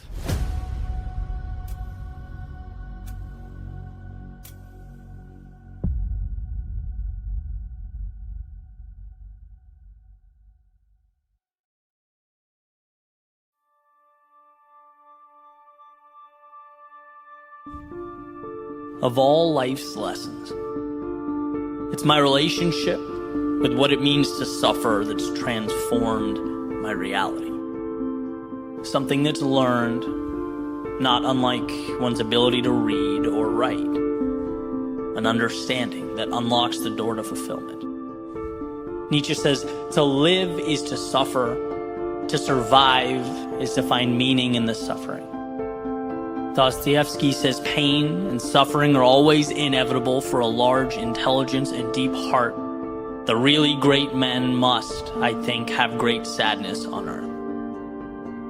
Helen Keller says, although the world is full of suffering, it's also full of the overcoming of it. Our problem is not that we suffer. Our problem is that we don't know how to perceive it when it inevitably arrives. We're taught that it's synonymous with a giant street sign saying wrong way. We're taught that the perfect life is free of its grasp. It's why when suffering does arrive, we're so inclined to run from it. I reference my experience as a D1 rower often, not because I stood out or even really because of my love for the sport. I reference it because it is the point in my life when I learned to suffer. When I learned what I could put my body through, my mind through, and see that like all things, discomfort simply ends, and life is different on the other side. That's why I talk about waking up to go to the gym in the morning when it's still dark in the middle of winter, the practices that made me throw up, having 3 exams, 2 papers, but thinking about a 2K test. Because part of me couldn't believe I was doing it, because up until that point in my life, I would have simply said no. That's why I reference the 3 of us walk-ons that were there senior year out of the 60 plus that showed up freshman year. We built a relationship with suffering. You understand what opens up to you when you agree to, for a moment in time, walk through those flames of hell. It's not a trick or a complex formula. It's just taking yourself to places most haven't learned to go. Not because they can't, but because they haven't learned. When you know you can push yourself far beyond what you thought possible, not only survive, but come back renewed, re-energized, a different understanding of the world, it's hard to see anything as too much or outside the realm of possibility. In my personal life, I can make difficult decisions. In my professional life, I can sit down and write when I don't want to. When I feel like I can't, I can take on projects that scare me, that take me so far outside my comfort zone, my ceilings have no choice but to become floors. You elevate yourself with each yes. Gustave Lanson says, there is no art without commitment and suffering. That is not a demon to be avoided. It's truly the beginning of everything. Jocko, he says, discipline equals freedom. Well, what is discipline? If not one's ability to accept and harness suffering, to teach yourself not to step back, but forward into it, into the chaos, into the disarray. That's where our lives are assembled. It's where we are made. And so my message is where you would once say no, dare to say yes. Even if it's a footstep, a moment, one toe in the water, teach yourself that the very discomfort you've been running away from, that most run away from, will be the reason your life transforms. Change isn't a miracle. It's a decision.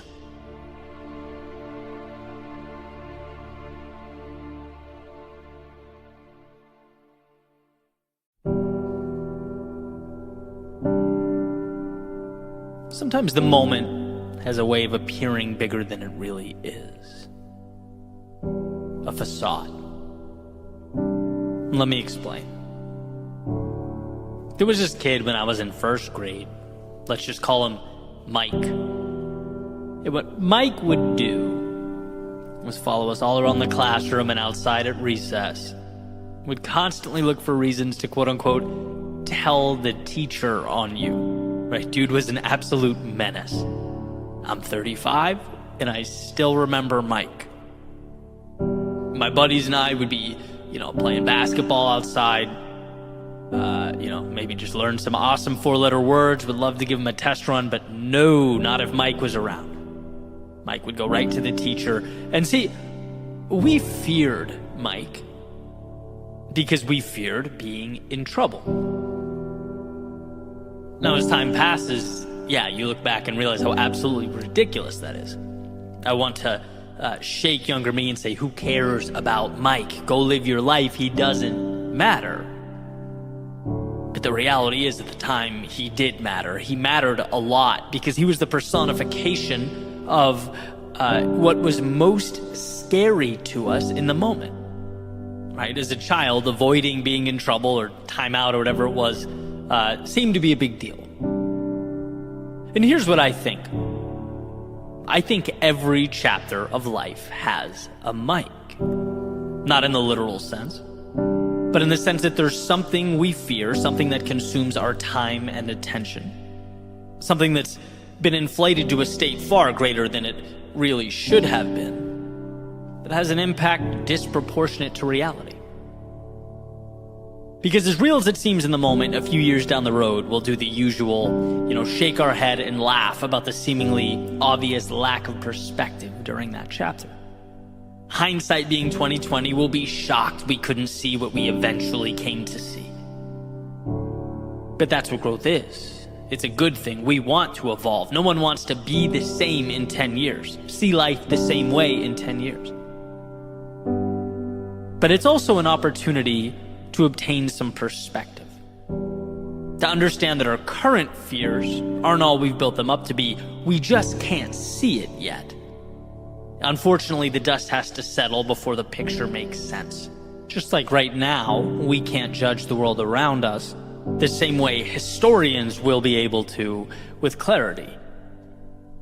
That's why I often reference Bronnie Ware's top 5 regrets of the dying, because it's a list of things people in their final stages of life look back on and say, yeah, that was dumb. It's people who have already walked the path, pointing out the metaphorical mics they've encountered along the way, because here's the deal: the root of our stagnation, the root of our frustration, our despair, comes down to fear in some capacity. Right? When you dig deep, it's a fear of leaving or staying, a fear of criticism, fear of unknowns, fear of letting down the people we do know. Our demons are manufactured. They're comprised of fear that, sure, we'll eventually laugh and shrug off. But oh, the power in being able to fast forward that sequence, to understand that life is too short to be held down by chains of our own making, right? How about laughing in the face of what intimidates you now? Not 5 years from now, but now. How about looking around and asking yourself what obstacles in your life are Mike-esque? How about breaking our constraints down into what they've always been: manageable tasks, simply waiting for us to change the narrative? If you aren't pursuing that which is meaningful, it's most likely because somewhere deep down, fear is holding you back. And that fear is holding you back because, let's face it, you've let it in. See, the moment is beautiful. It's powerful. It has everything you need, but it's not bigger than you. It never will be bigger than you. So let's not wait for some arbitrary time in the future to arrive at that conclusion.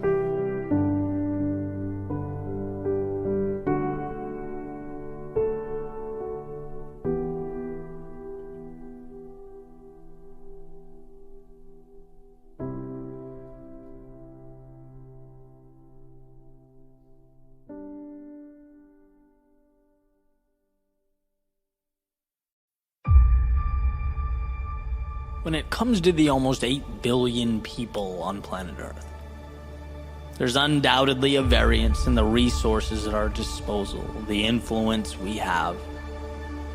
What we all share is the ability to rule over our own lives, our own thoughts. As Thoreau said, think for yourself, or others will think for you without thinking of you. See, life moves quickly. And if one is unable to slow it down, to examine the world around them, well, they'll find themselves a cog in the wheel of their own existence, a pawn on the chessboard of life. Because reality is a battle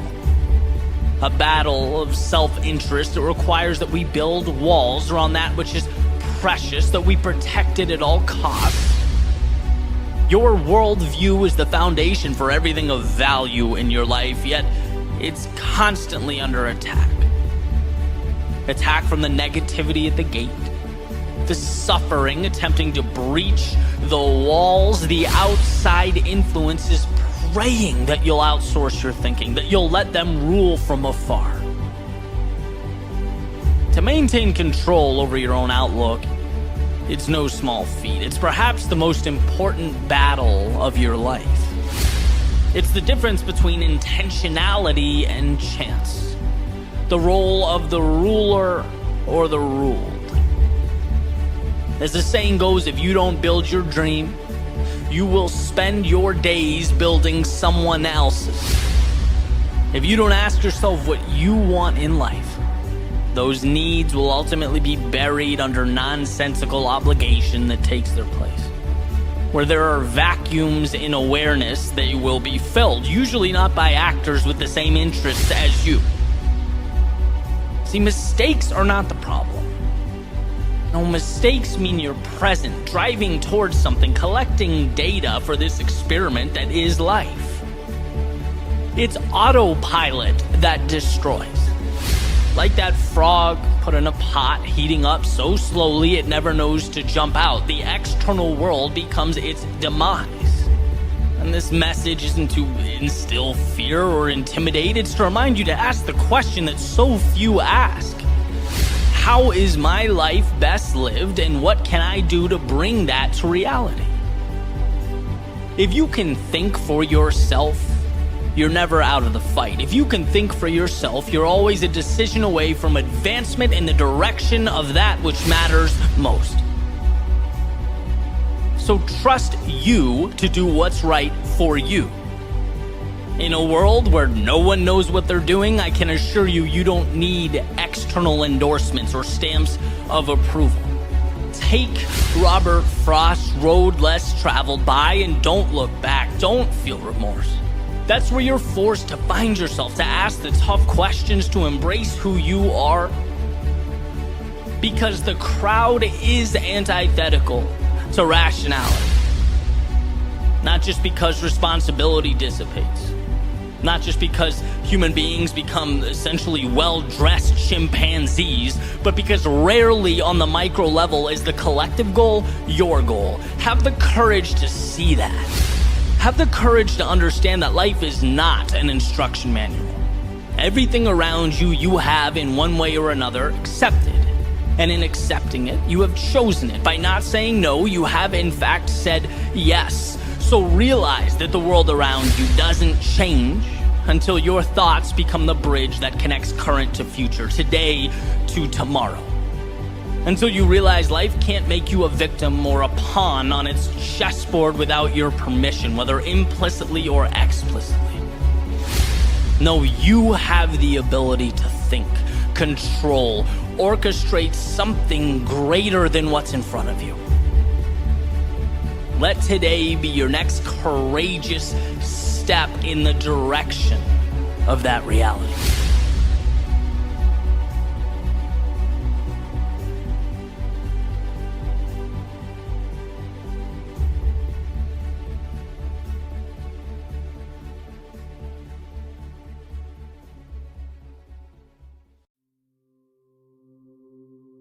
You weren't put here to live in the shadows of life, to exist beyond the sun's grasp, to stay on the outside, looking in. No, you weren't put here to live in the shadows of life. It's important to remember the difference between now and forever, the distinction between today and tomorrow, because from time to time they look deceptively similar. Especially when we inevitably find ourselves in the darkest of times. When despite our best efforts, our world is reduced to shadows, void of hope. When tomorrow and today have merged into one endless entity, it always seems to be in these times that we forget that right now is just a moment, not an assigned permanence, but a bridge to something great. As Viktor Frankl says, if there is meaning in life at all, then there must be meaning in suffering.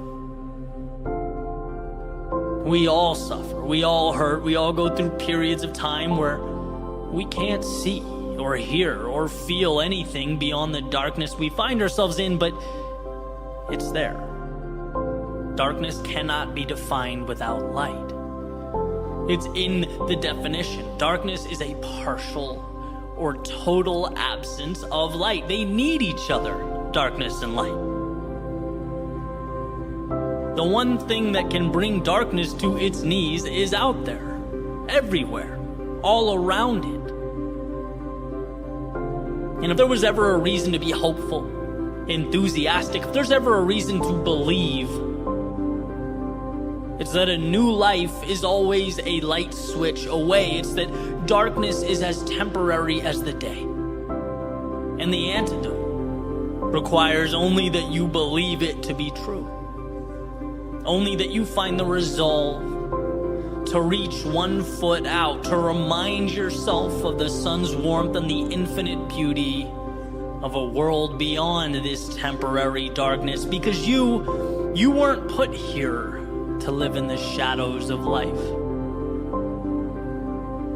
but to re-emerge like a rocket through the Earth's stratosphere, to swing from star to star like life is a playground and you make the rules.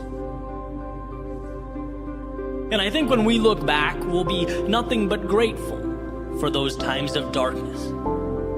They, in a sense, prepared us for the road ahead by giving us what we need most: perspective, life lessons, a roadmap to follow. Because you don't appreciate the light, the sun, the clear blue skies, the wind on your face, the sound of the waves, the chirping of the birds. No, you don't see the beauty in any of that until, even if for a moment, it is taken away. You don't learn about life's abundance until you come face to face with scarcity. You don't learn to give until you've had your world taken away. You don't learn to love until you've experienced heartbreak.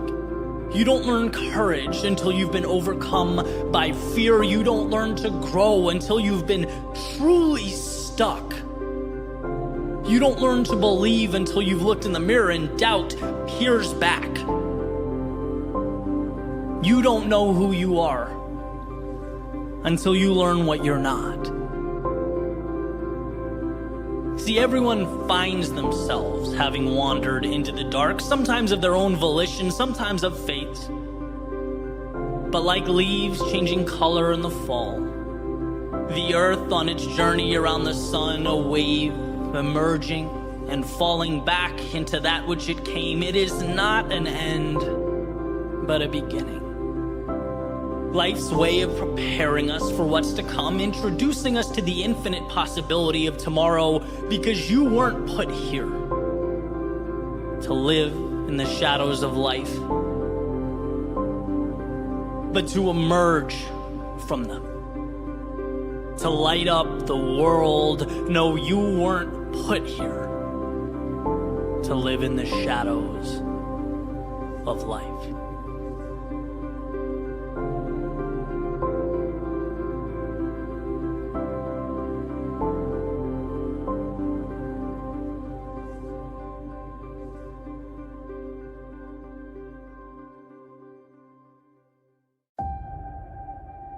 When the ground beneath us shakes, we crave stability. When the heavens open up and rain pours down, we run for shelter. When life presents us with vagueness, with flashes of possibility, we long for mastery. It's more instinct than anything else. But could it be that that instinct that we run to like moths to a flame is leading us astray, that it doesn't have our best interests at heart? Could it be that we're so worried about protecting and maintaining an acceptable image for the world that we forget to build something internally that's worth protecting? What if that shaking is what brings down the foundations that held us back? What if that rain washes away the limits of yesterday as we evolve into something more? And what if those flashes of possibility require of us not mastery, no, not yet, but a willingness to be the fool? And what if that willingness isn't an unfortunate dead end, but a beginning? In one of his lectures at the University of Toronto, Jordan Peterson said, if you are not willing to be a fool, you can't be a master. In the cycle that is self-discovery, that is growth, we have to at some point step into an arena that's foreign to us, that we don't yet understand. We have to be willing to operate with inadequate resources, trusting that, they'll be picked up along the way. And that's a lot to take in. It's painful to know that others are going to have knowledge and skills and competencies that you won't. That you'll willingly inject yourself into the bottom of some hierarchy with nothing more than aspirations. But that willingness is your vehicle. And what's clear is that everyone wants the moon, but very few people have the courage to start constructing that spaceship. Very few have the courage to be the student. That's why our inclination is to quit when we can't snap our fingers and magically be on our way, when we can't leap past that wandering around the unknowns. The reality is, we have to fight, to scrap, to obtain that sense of belonging in a particular competency. And just talking about it brings me back. It's an obstacle that we all face. It's super real to me. I remember being featured on a podcast where the host literally asked me, why should I listen to what you have to say? Right? Like, who are you? Why are you road mapping your journey? Right? I remember fighting for relevance in an area in which, at the time I knew almost nothing about. And I love how Peterson articulates this battle. He says at some point you'll want to make a change and you'll feel like an imposter. And guess what? You are. But you have to be. You'll ultimately feel worse if you don't do it. That's imposter syndrome. Feeling like a stranger in your own body. And guess what? It's not wrong. It's just a beginning. I like explaining it like jumping into a cold pool. It feels uncomfortable at first. It feels out of place, but then things normalize. They become comfortable. And what's the other option? To fear that minute of discomfort and never jump in? It's what we need to tell ourselves when we want something, but the climb seems too steep, right? That climb is manageable. You'll acclimate. The adversary's pushing beyond that fear of starting anew, taking your limited understanding, bringing it to the base of that mountain, a new Goliath, and looking up with confidence. And the question is, can you be foolish enough to do that? And once you've made that ceiling your next floor, will you be foolish enough to do it again and again and again? And breaking through that fear, knowing that stumbling around for a period of time doesn't kill you, it's required. It's the inability to show weakness or appear vulnerable. That's what chips away at you for a lifetime. If you want more, immerse yourself in that cycle of mastery. Start at the bottom and ascend. And when you approach the top, separate yourself and find another ceiling to chase. Replant a seed. Play the role of the fool again. This is the formula for growth, for prosperity, for fulfillment. This is the pathway to anything of substance. You take your L's, you embrace your critics, you swallow your pride, and move towards a tomorrow that far exceeds today.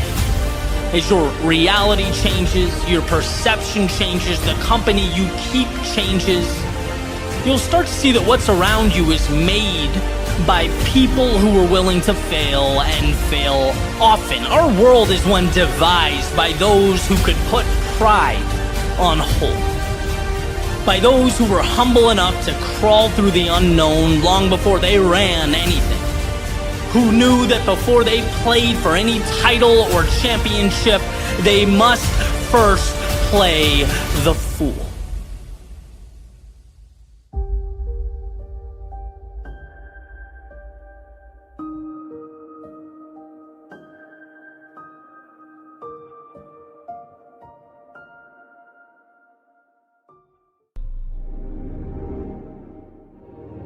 Your eyes do not create, they obey. They are projectors that play the stories your mind has written. Messengers, delivering pictures you've already painted. So you win or lose long before they open. Your outcome's decided long before they see a thing. Your outlook is not a reflection of the world around you, it's a reflection of the world within you. And I wonder how we can be so lucky as to have the opportunity to literally create our own reality, yet we position ourselves so that we're disadvantaged. We act as though the wake of the boat is more powerful than the wheel that steers it. We remind ourselves of the obstacles instead of reassuring ourselves that we possess the ability to get around anything and everything that stops us. If we can create our own landscapes, why insert storms? If we can define our own rules, why penalize our progress? If we're capable of feats beyond our wildest dreams, why do we instruct our eyes to see stop signs?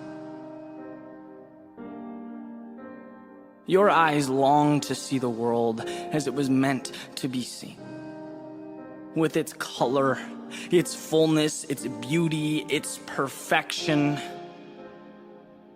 Why not give them permission? See, there is no use for the negative. The downside brings you nothing. There is no value to be obtained or acquired from what doesn't push you. The solution is simple. If it doesn't make you stronger, let your eyes see beyond it. Refocus, re-examine, because I promise you the answers you need are in the same frame as the things that hold you back. The problems, they are the solutions. The opportunities, they are the risk. Life is that portrait, but it is entirely open to interpretation. See, the same people that see beauty, that find magnificence, they will always see it. They will always find it. In the downtimes, the winter periods of life, they'll feel it during the days when we look up and we wonder how in the hell these dots connect. They will run towards the chaos, find answers while others see what's not there. Eyes are the tunnel in which all that data is transferred, but understand this, it doesn't begin externally and flow into your brain. No, reality, as you know it, it starts within and is projected out, pouring into every step you take, every handshake, every time you look up and smile. You are painting the world colors that correspond to your story, your paint by number. And when you can only see the things you don't want to see, when negativity bias latches on and attempts to hold you in place, realize that you are letting the wrong info in, subscribing to what doesn't serve you. So simply change the channel, step back, and look again one more time, because you are the author of your own story. So see it as you want to. Live it on your own terms.